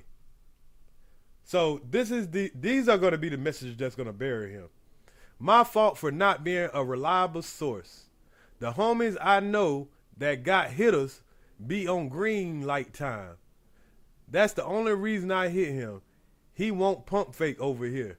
So he acting like he knows some real homies, some real hitters. He said the nigga was slow to getting back to him this morning, and then this morning said he can't do it. Now I wonder why that nigga said he can't do it. Probably because you putting all the fucking evidence on message, on goddamn, on record. So the nigga done hit you back like, nah, I can't do this shit. I called the family in the morning and broke down how effortless it would be. All the little ins and outs. I told him, ask the dude if any of his homies, how much it would cost, cause it's easy bread, for real, for real. But I know them niggas like, hell nah, boy, you a little bit too desperate. And you putting all this shit, like, them niggas had to feel like that he was trying to set them up. I'm not saying do it yourself, but if it's that easy, why not knock it out? That's what they telling this dumbass nigga. Just curious. Hold up. Have you already linked with Shorty? Like while she been out there? Need to get that bitch drunk and mix some rat poison in her drink or something. So this nigga telling her, why don't you, if it's so easy to kill her, why don't you just go ahead and kill the bitch yourself? Like link with her, get her drunk, put some rat poison in her damn drink or something. You think they ain't gonna fucking do an autopsy report and find out that girl been poisoned? So 100% emoji to your, I seen her for a few minutes, but I see the energy for sure. This message is reference to Chance responding to Shakuri with the 100% emoji, similar to liking a message. So when he said something about put something in her drink, she put the 100 emoji, and or she liked it. Then he said, OD her ass. It's hell of a ways to offer, motherfucker. That's if the hitters fall through the floor. So he can't get no real hitters. So he's trying to impress her by, trying to find a way that she can follow through with what it is that, they want her to do. So she asks, I think either she asks or he asks, you got a gun? They sent the gun emoji. You got a gun? Laughing face emoji. To your, like my friend trying to come and beat her ass too. I can snap her neck or just strangle the bitch. This is what he telling her. If you get a nice little thick piece of rope or something sturdy, I can do it from the back seat. Like how killers do in the movies. This is what he telling her. He telling her this in text, y'all. This nigga so stupid. Heart emoji. To your, I got a house we can do it at. To summarize, this message is Chance using a heart emoji reaction to the message sent by Shakuri. So she sent a message saying she got a house that he can strangle her at or snap her neck. So she pretty much want this nigga to do everything for her. She using this nigga. You gonna pay for the hit. He was gonna pay for the hit, but now that he can't get somebody to do the hit, he's saying that he'll choke her out or, or snap her neck. So she's like, well, I got somewhere you could do it at. So he, heartened it. Which that's pretty much what they did. So he says it's green, meaning it's a go. Heart emoji. Pretty much she heartened to her. And then what motherfuckers finna do where I can be, maybe, I don't know what that says. They kind of messed that up. Now he talking about you my twin, you'll learn one day. This nigga talking about this whole his twin. Heart emoji. Alright. Heart emoji. To your she and ad, you can hit her on there. Oh, she posting the ad. So she's letting him know she just posted the ad. Respond to her ad. So he said, okay, Ben had a text now number. So he used his text now number to respond to the ad that the girl posted, because that's what the sex workers do. They use an ad, and then, if you're a trick, you know how to go find, how to find your hoes. They used to use Craigslist. They used to use Backpage. So he hit her with his text now number. So when she posted the ad, he asked her, what's the number? Heart emoji. To your, tell her an hour for 1K and then possibly longer. So they got it on record that he was the one that sent her that message telling her that he had $1,000 for an hour, possibly longer. That was too good to be true. So hit her. This message corresponds with the text now message Morena received from Chance on 12/05. So this is what this is what the DA gonna be using in court to collaborate these messages. Heart emoji to your, I use it for a few other numbers. So remember, they only got his message. They don't really got hers. They got his messages. Being done. I do this for real. Smiley face. This nigga say he do this for real, like he just a natural born killer. A nigga from Beverly Hills. Yeah, get her on board. Keep talking about the shit I'm into. Duh, my acting skills are beyond superb. It should be noted the above three messages would have been while Chance's security were with Morena. So they with her texting the girl, making her think that she got a trick coming. And calmly answer them, they only know what they tell you. Detectives believe in this following message, Chance is coaching security what to say after she is contacted by the police. So he's coaching her on what to say to the police after they done killed her. They only gonna know what you tell them. So you just keep your mouth closed. But he ended up being a nigga that snitched. Say, I already deleted the account and the app. That don't work. And be quick. We about to take off in a few minutes. Done. Chill. Be all right. I'm going to hit you when I land. That won't be a bad look. That wouldn't be a bad look. You just got to find a way to word that she been posting these ads to meet up with random dudes for money, has to calmly get thrown from the convo. Police gonna know what's really up. It's Vegas. She fucked around and got kidnapped. She was with you until such and such time. Then the guy she was supposed to go meet with called her an Uber and she left.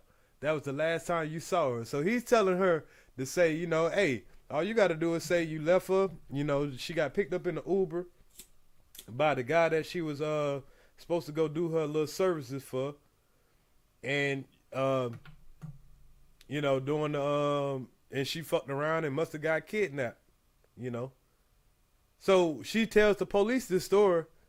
They gonna be like, nigga, you the one coach should have tell this story. Big dummy. If you report your side of the story, has to be airtight up till the time she left you. If they ask you, well, where were you guys at prior to her getting the Uber? You know, 100% emoji. To be to your bro, he threatening to go to my sister's house. Hell. And who is this man? I don't know what that's saying, but, you know, they're just showing the messages. Cops say, so ma'am, does the man that you know that you were going to meet up with live live at that? Hold on. Cops said, so ma'am, does the man that you know that you were going to meet up with live at that address? I guess that's what they retracted what that said. And yeah, you gotta move your sister. Can't even risk that shit. Remove your sister. Can't even risk that shit. So he's telling her, don't get your sister involved. Don't tell them nothing like that because you don't want to risk, you know, them trying to, you know, collaborate your story with your sister. He's telling her what to say to the cops pretty much.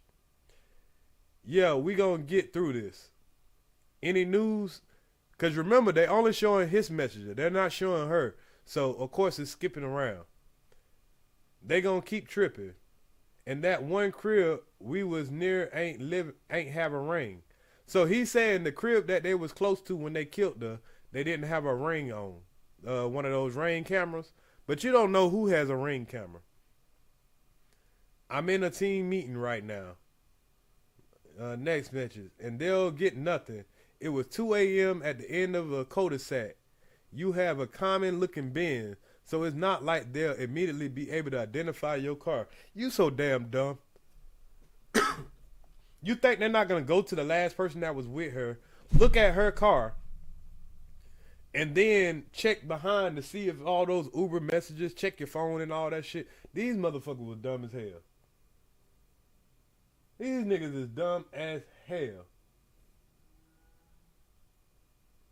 Okay, Helima, salute to you. We almost done. Salute to you, Helima. Have a good night.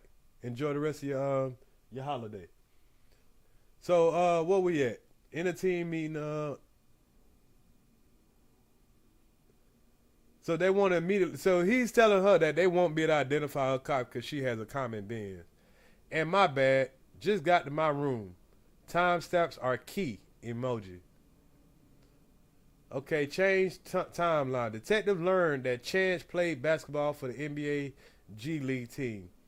The Stockton Village detective learned Chance checked into the M Resort Hotel with his team December 4th at approximately 1600 hours below is the approximate timeline of Chance activity at the M Resort Hotel. We already looked at that. Call details. They got the call records. Everything that nigga did at the hotel. They got everything on video. They also got every time all three headsets depart the area, all three headsets all begin to utilize the cellular tower. And so they pretty much had, when they left the location, when they went back through their phone, they found when they left the location, when they pulled up at the liquor store, They got the signal every time their headset connected to every signal tower. I mean, technology will tell everything about your ass nowadays. You ain't getting away with shit. And it's only going to get a little tighter and tighter as we go on into the future.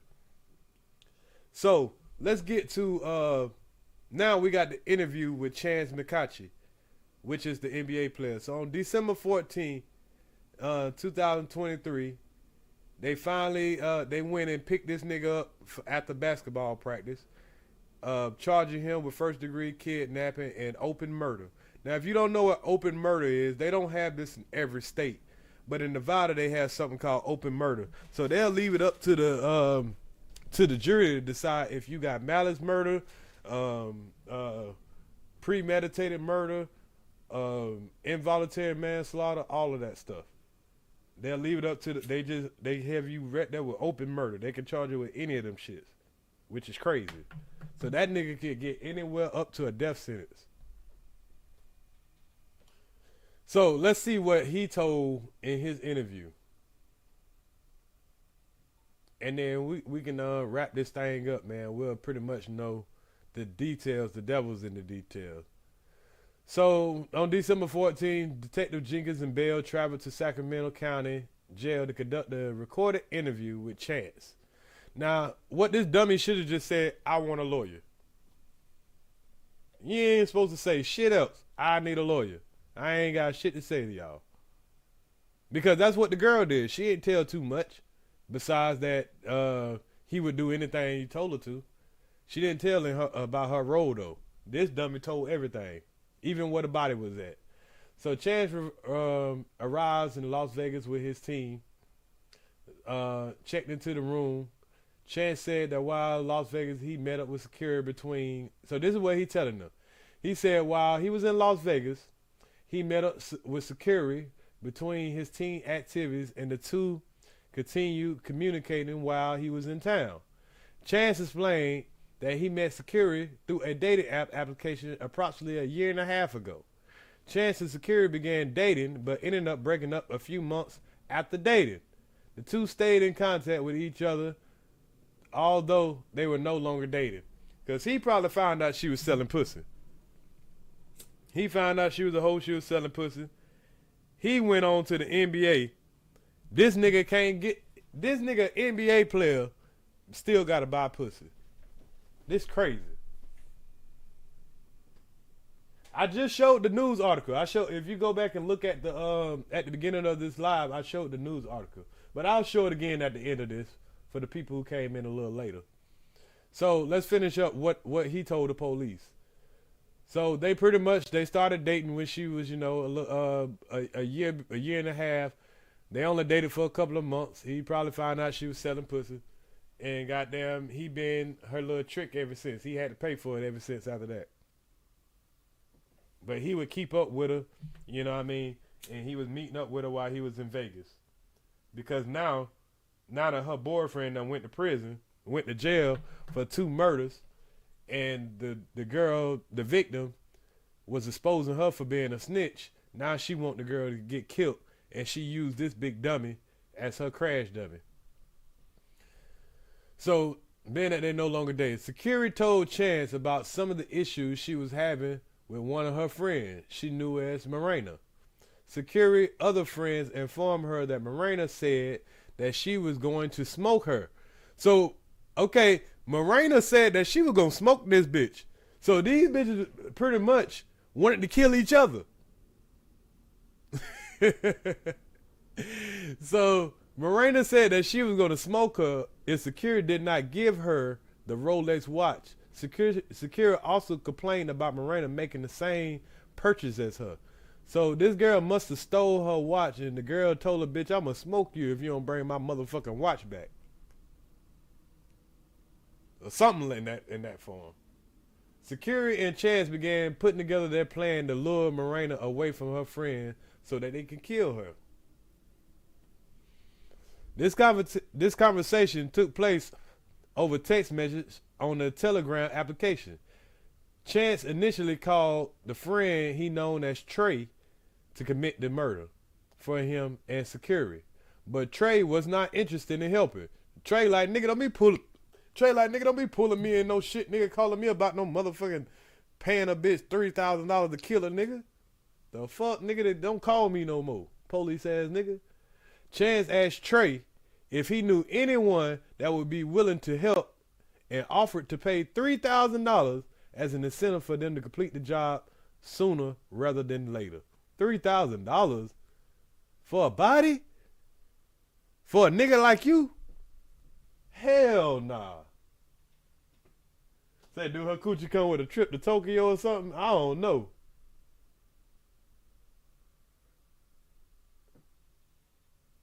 Oh no, hell nah. Yeah, let me hit my drink real quick, man. Y'all, everybody, take a shot real quick, man, for the end of the holiday, man. Y'all done spent all that money for Christmas and shit. Y'all take a shot for the holiday, man. I just took my shot. All right, back to the story. All right, so Chance and Security were unable to get someone to help with their murder. So they decided to carry out the murder themselves. Now, this is what Chance is telling the police. This nigga did all this coaching to the 19. This nigga 27, she 19. She knew to shut the fuck up. This nigga did all this coaching about telling her they don't know nothing if you don't tell them nothing. But soon as his ass get picked up, that's why that nigga didn't want to take that $3,000 from you. Because that nigga knew you wasn't solid. This nigga would have told on everybody. So Chance claimed that he was under the direction of Security. How you under the direction of a bitch younger than you? He was under the direction of Security when he began messaging Marina acting as a trick. Chance offered her $1,000 for an hour of her time for service related to sex. Once Marina agreed to meet Chance, Security picked Chance up from the M Resort. She picked the man up from his room, and the two drove to meet Marina. She picked the nigga up from his resort. So this nigga got himself a stupid nigga. Chance was initially seated in the front passenger seat of Security's vehicle, but moved to the back seat prior to Marina getting into the front seat.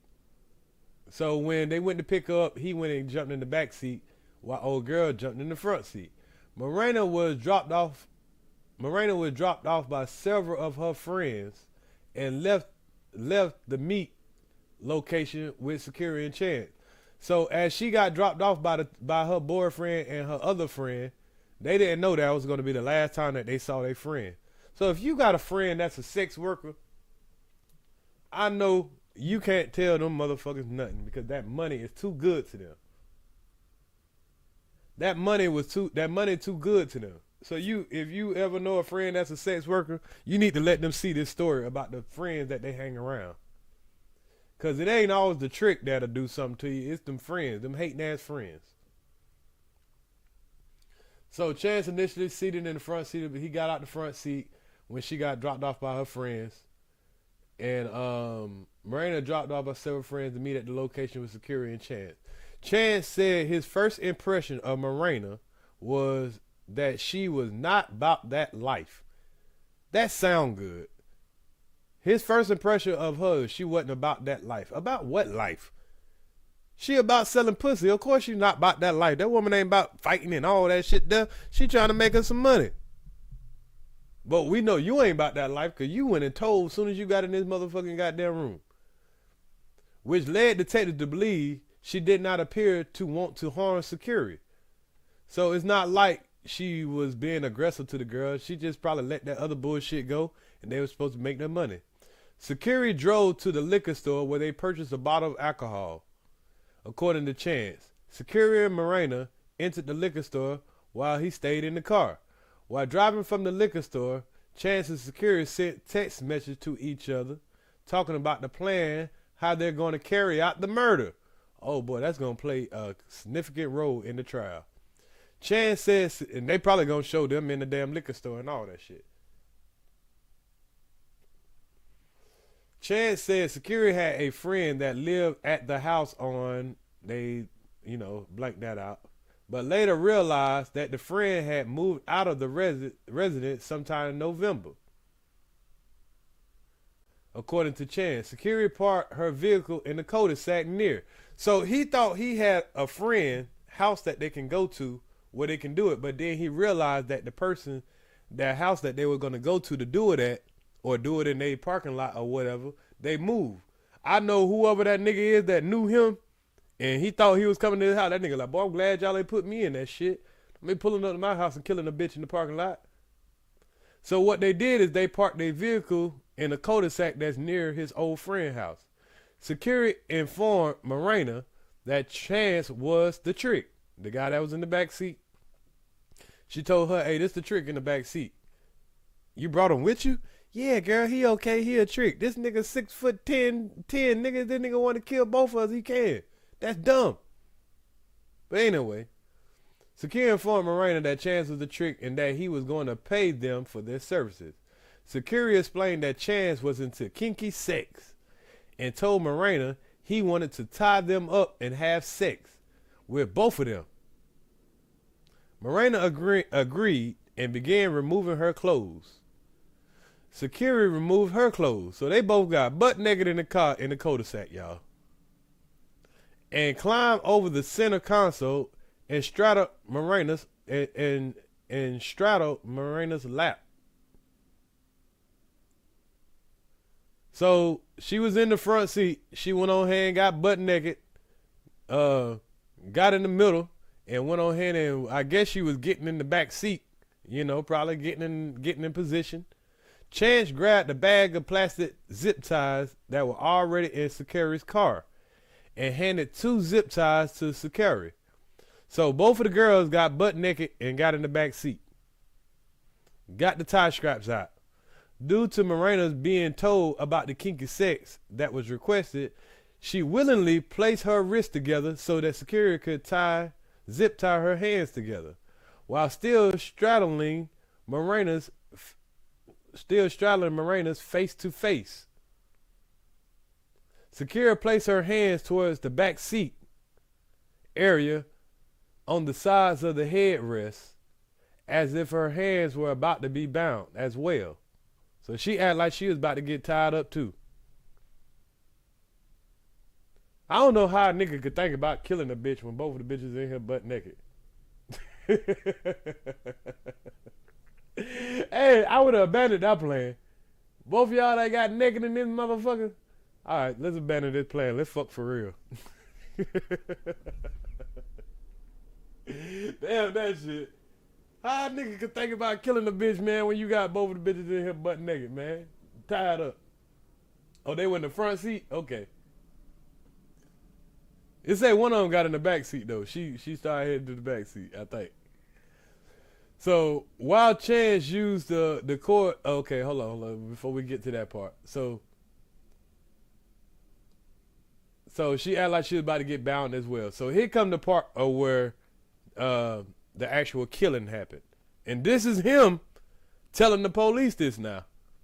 Chance, who by this time was in possession of a cord, which he described as a HD... Yeah, you right, Mom Boss. They were in the front seat because he choked her from the back seat, which he described as an HDMI cord. This nigga got an HDMI cord, y'all.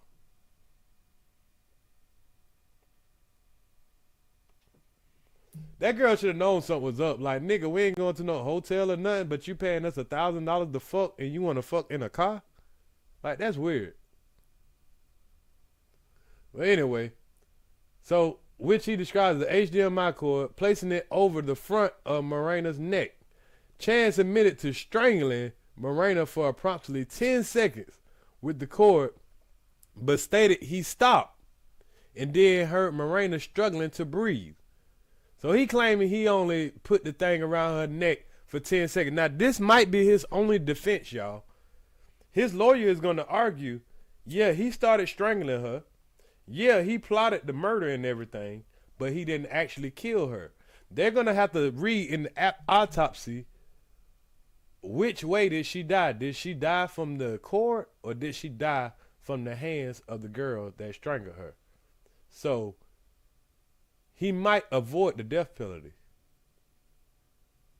While Chance used the cord to strangle Morena, Security had both of had both of her hands on the girl's neck, choking her. Chance said once he stopped struggling, Morena, once he stopped strangling Morena, he released the tension of the cord, but security continued choking her. So he pretty much snitching on her. She didn't tell the police this, y'all. This nigga told the police that. But he talking about this girl ain't about that life. He was coaching security that he coaching her on how not to tell the police. But he in here telling the police every damn thing. Dummy. They didn't know shit. Just like you said, they only gonna know what you tell them. You told them where the body was at. You told them how y'all killed her, where y'all killed her. Y'all so damn dumb. That's why I say, you don't have to be smart to play basketball. Them folks will pay you money to be a fucking big ass dummy. Once Morena was unresponsive, both security and Chance began checking her neck for a pulse as well as touching her to see if she was still breathing. Chance made reference to fluid coming out of her Morena's mouth, which caused them to believe Morena was dead. Security and Chance drove around with Morena in the front seat, looking for a place to hide her body. Chance told Morena to drive to the area of blank. You know, they retracted that. The two exited the car and found the ditch on the side of the road. So he obviously knew the area. He told her to drive somewhere. I think they say they found her in the desert. So both both security and Chance removed Morena from the car and placed her in the ditch and began covering her body with rocks. Chance admitted to using a towel to move the rocks so the DNA couldn't be traced. Are you stupid, nigga? You gotta be stupid. I said, hold up, wait a minute, something ain't right. You stupid. You worrying about your DNA being on some damn rocks? What about the car? What about the surveillance? What about all the text messages? This gotta be the dumbest nigga. Alright, so that DNA couldn't be traced. Chance was asked what happened to Morena's belongings, and he said Morena's cell phone was smashed by a rock and placed inside Sakira's car with Morena's other belongings. So you got all the girl shit in the car. Chance did not know what happened to Morena's belongings, stating that they were left in the car when they were driving back to the M Resort. They must have thought that the M Resort didn't have cameras and see them bringing your dumb ass back. Chance and Sakura arrived at the M Resort at approximately 600 hours. December 6, 2023, and remained in the room until 08:50 hours when they left to get on the team bus. During the interview with Chance, he was provided with a map where he pointed out Morena's location. Homicide detective, along with LVMPD crime scene analyst, responded to the scene and located Morena. This nigga even told him where the body was. He told him how they picked him up. He told him about the messages. He told him about how they killed. He snitched on her and pretty much put it on her that she the one that got there and went on here and continued to choke the girl out. And then told him where they put the body at. You big fucking dummy. Threw away your whole NBA career. Damn, this nigga dumb. Through interviews, detective learned Morena had knowledge that Sakura provided information to the police that resulted in Lashua's murder arrest. So pretty much Morena had the knowledge that that Sakura was a damn snitch. She snitched on her own boyfriend, and she got mad at the girl because she exposed that she was a fucking snitch.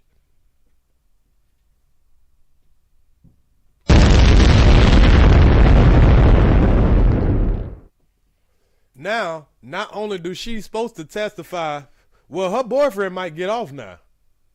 Because now she can't testify against him because her ass locked up for a murder. On December 1st, 2023, Sakira and Chance began to plan the kidnapping and murder of Marina on the communication app Telegram. Detectives learned that the communicating Telegram profiles were registered under Chance's phone number and Sakira's phone number. These big dummies. Why go onto another app to pull up fake phone numbers so y'all can have a conversation about killing somebody, but you got it registered under your real number?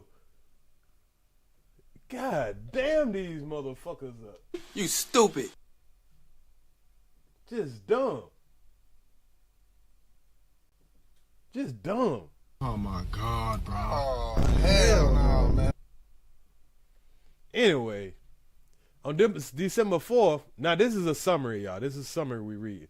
Witnesses observed Marina and Sakira in an argument. Sakira was upset Marina had told individuals she had provided information to the police, resulting to Losia's arrest. On December 5th, 2023, at 23:06 hours, Chance sent Marina a text now message pretending to be a trick. Sakira provided Chance with what to say in the message to entice Marina to respond. Sakira had a screenshot of the message on her personally on cell phone. This dumb bitch. Sakira showed detectives the message which contained the text now phone number. This bitch showed the police the fucking text now message where he pretended to be. They were snitching on each other. Big dummies. Detectives learned that text now phone number was registered to Chance. Okay, on December 6th, Garrett dropped off Marina at Sakira's car, which Garrett is her friend. Chance was observed sitting in the back of the vehicle behind the passenger seat, so you can't say you wasn't at the scene of the crime. This would correspond with the message made by Chance that he would sit behind Marina and strangle her. So he was still in the same seat, and by the forensics that they're going to have all those forensic experts come in the courtroom, they're going to tell how she was strangled.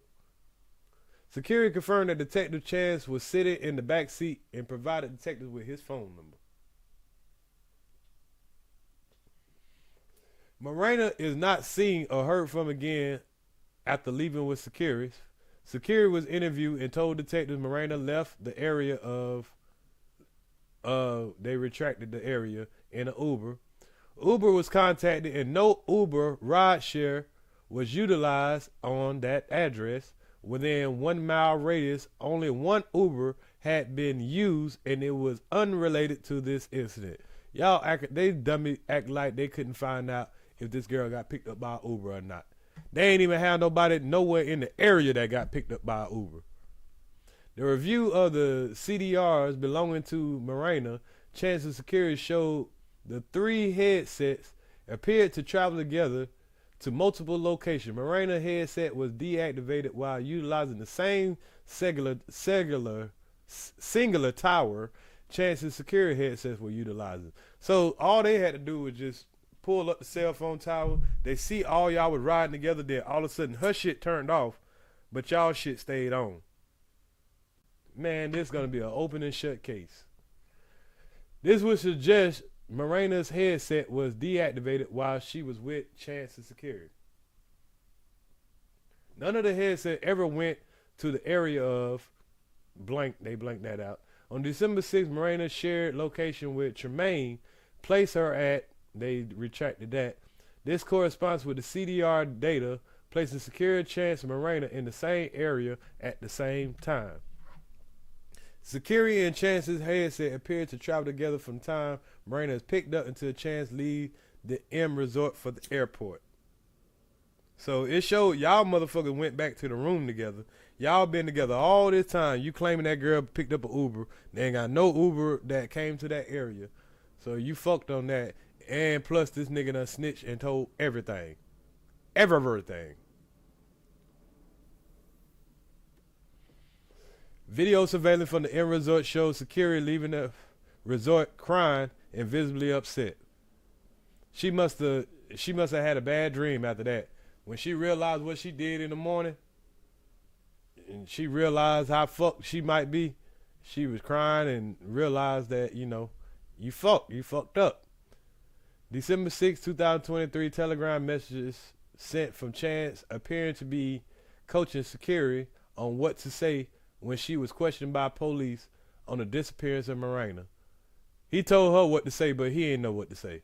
On December 15, 2023, Chance Comanche was interviewed by a homicide detective and confessed that he and Sha'Carri murdered Marina inside of Sha'Carri's vehicle. Chance showed detectives where Marina was buried, and she was located by a detective.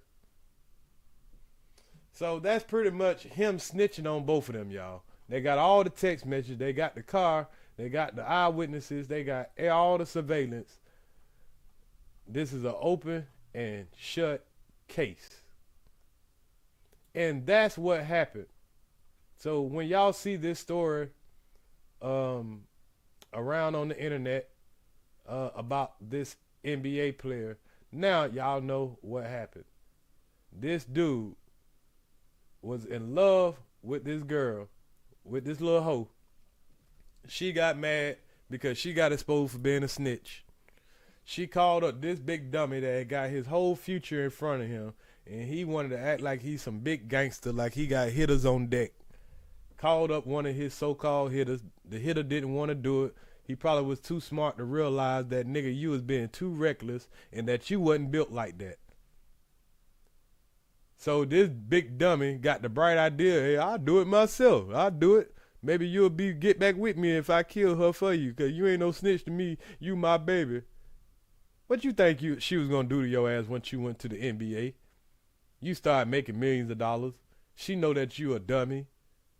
She going to start fucking all your NBA friends, probably marry your dumb ass, have a baby from you, take all your damn money. Fucking big dummy. Told on themselves. How stupid. Now, for the people who missed the live at the beginning, I'm going to go ahead and play the news report of it one more time so y'all can hear it in a whole. On what led up to a Las Vegas murder that former Stockton Kings player Chance Comanche and his ex, Sha'Carri Harnden, are now charged with. Detectives think the motive behind that murder in Nevada may be tied to what happened in another murder investigation right here in Northern California. KCRA 3 investigates. Lizzie Mitri joining us with the details. Lizzie, what do detectives think happened here?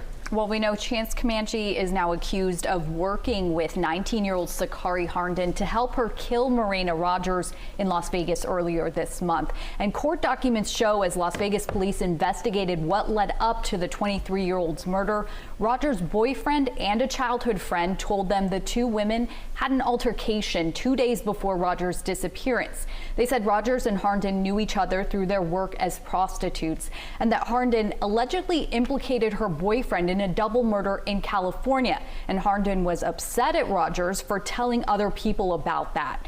Detectives say Harden's boyfriend was Yosua, a man currently in San Joaquin County Jail. So we searched and found 19-year-old Yosua Satawa is in jail in Stockton. Hold on, I gotta stop this shit right here. That nigga don't look no 19 years old. Joshua, this nigga got a swag in the back? This was her boyfriend, y'all. This tell you how some of these females are, y'all. They have a chance. She could have been dating a nigga that's in the G-League, in the NBA. But that's got a legit job. They got a legit income. Could have had her doing good. But she chose this nigga. She chose this nigga here. This nigga got a swag in the back. He look like he might got some Puerto Rican or Mexican in him. Nigga got tattoos on his face. This nigga 19, this nigga look like 40. Fucking dummies, man. Right now, charged with shooting and killing two men in March on South Airport Way near 8th Street. Stockton police tell us they think it was gang related. As for the former NBA G-League Stockton Kings player Comanche, police say he and Harnden dated for a few months about a year and a half ago and kept in touch. And Harnden told police Comanche was in love with her and would do anything for her. Comanche was arrested at a basketball practice here in Sacramento, so now he'll have to be transported to Las Vegas as this case moves through the court system there. Okay, so when might that happen? Well, I asked Las Vegas police about that. They did not say when that would happen, but we do know it has to happen within 30 days. So we'll have to keep tabs on that. All right. So that's just a recap of everything that we just talked about, y'all. That's a recap of everything we just talked about. So, again, y'all, this is just an example, man, of how greed, how ignorance, how love, how dumb some people can be. This young lady lost her life to these two idiots, and these two idiots told on themselves. And now, you know, this girl has lost her life. I don't know if she has any kids. They haven't mentioned any kids or anything like that. It's a sad story, man. It's a sad story. This joker here, I mean, he deserved to be locked up. He deserved to be locked up for simping. This is a pure example when simping goes wrong. He's in love with this young dumbass girl right here, and now instead of him playing with LeBron James and all the young stars and, you know, using his potential for good, he used his potential. He threw away all his potential for I guess a blowjob. It's crazy, man. It's crazy. But y'all make sure y'all leave in the comments, man. Tell me what y'all think. I appreciate everybody for pulling up. Y'all make sure y'all hit the like button. And I guess we're going to be done for the night, man. I'll see y'all on the next live. This is Earz To The Streetz, Wick Made 912. And I'm gonna be out y'all area, man. I seen somebody say, do I think he's gonna go to trial? No, I think he's gonna cop a plea. Cause they're gonna be telling him that, nigga, you gonna be looking at 25 years to life. They might offer him 20 years or something like that. They're gonna offer one of them more money, more time to testify against the other. They might not even need them to testify against each other because both of them already told on each other. They got so much slam dunk evidence, they might not even need one of them to catch a plea. But he is charged with an open murder. Both of them charged with open murder, kidnapping. They're definitely going to get convicted of, I don't know, they might not get, I don't know, it depends. The kidnapping, she voluntarily got into the car. So it's not like they forced her to get into the car. They didn't force her to go anywhere. It's just that they killed her. But like I say, his lawyer is probably going to argue that what he did to her didn't kill her. So he can get away if they can prove that her strangling her is what killed them. But if they can't determine whether it was the HDMI cord or her strangling her, then both of them probably would get charged with the murder. But if they can prove that her choking her actually dealt the killing blow, then she could get the bigger part of the murder, and he might just get 15, 20 years. Either way it go, their ass going to prison. Their ass going to prison. But salute to everybody, man. I appreciate everybody that pulled in. Salute Knowledge. Salute It's Deeper. Mom Boss. Salute Unity. Salute to you, brother. Glad you was able to make it this round. Salute the Chocolate Candy Lady. Salute to Cool Legal. Y'all make sure y'all go sub at the Cool Legal Sports and Entertainment News. Salute the Knowledge Power, man. Y'all go make sure y'all sub up the Knowledge. He got a channel now. Y'all go sub up the Mom Boss. Go check her out with the kiddies. I hope y'all had a great Christmas. I know the kids enjoyed their gifts. Salute the 40 the Splatter. Hey, yo, Tristan. Salute to everybody that pulled up, man. Everybody that's watching in the bushes. I appreciate all y'all. Salute to Helima. I hear you. Salute to you. Joshua Hawkins, salute, salute, salute, salute. I'm going to get up out of here. Y'all have a good night. I'm sorry I wasn't able to bring the gaming stream. I had to go re-download that game to my Xbox because it wasn't pulling up on my PC tonight. But I probably would get back into the story mode of that game either tomorrow. Hell, I might get on it tonight. I got about an hour or two before I mess around and fall asleep. So I might come right back, and if this game will pull up and do its thing, I might go ahead and, you know, stream for about an hour or whatever, you know, while I'm at it. So if y'all see the stream, y'all come in, hit the like button or something like that, even if you ain't gonna watch it. I know everybody got to get ready for their day tomorrow. But if y'all like my outfit, man, y'all like how dapper I am, make sure y'all hit the like button, share the live if you can. And I'll catch y'all on the next round, man. Wick Made 912, man. I'm out y'all area. Gone.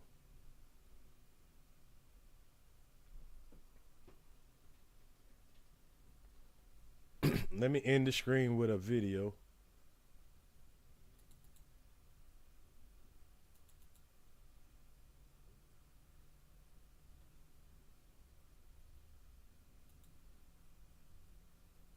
Oh, we could just end it. We could just end it. I already put the video out. So y'all have a good one.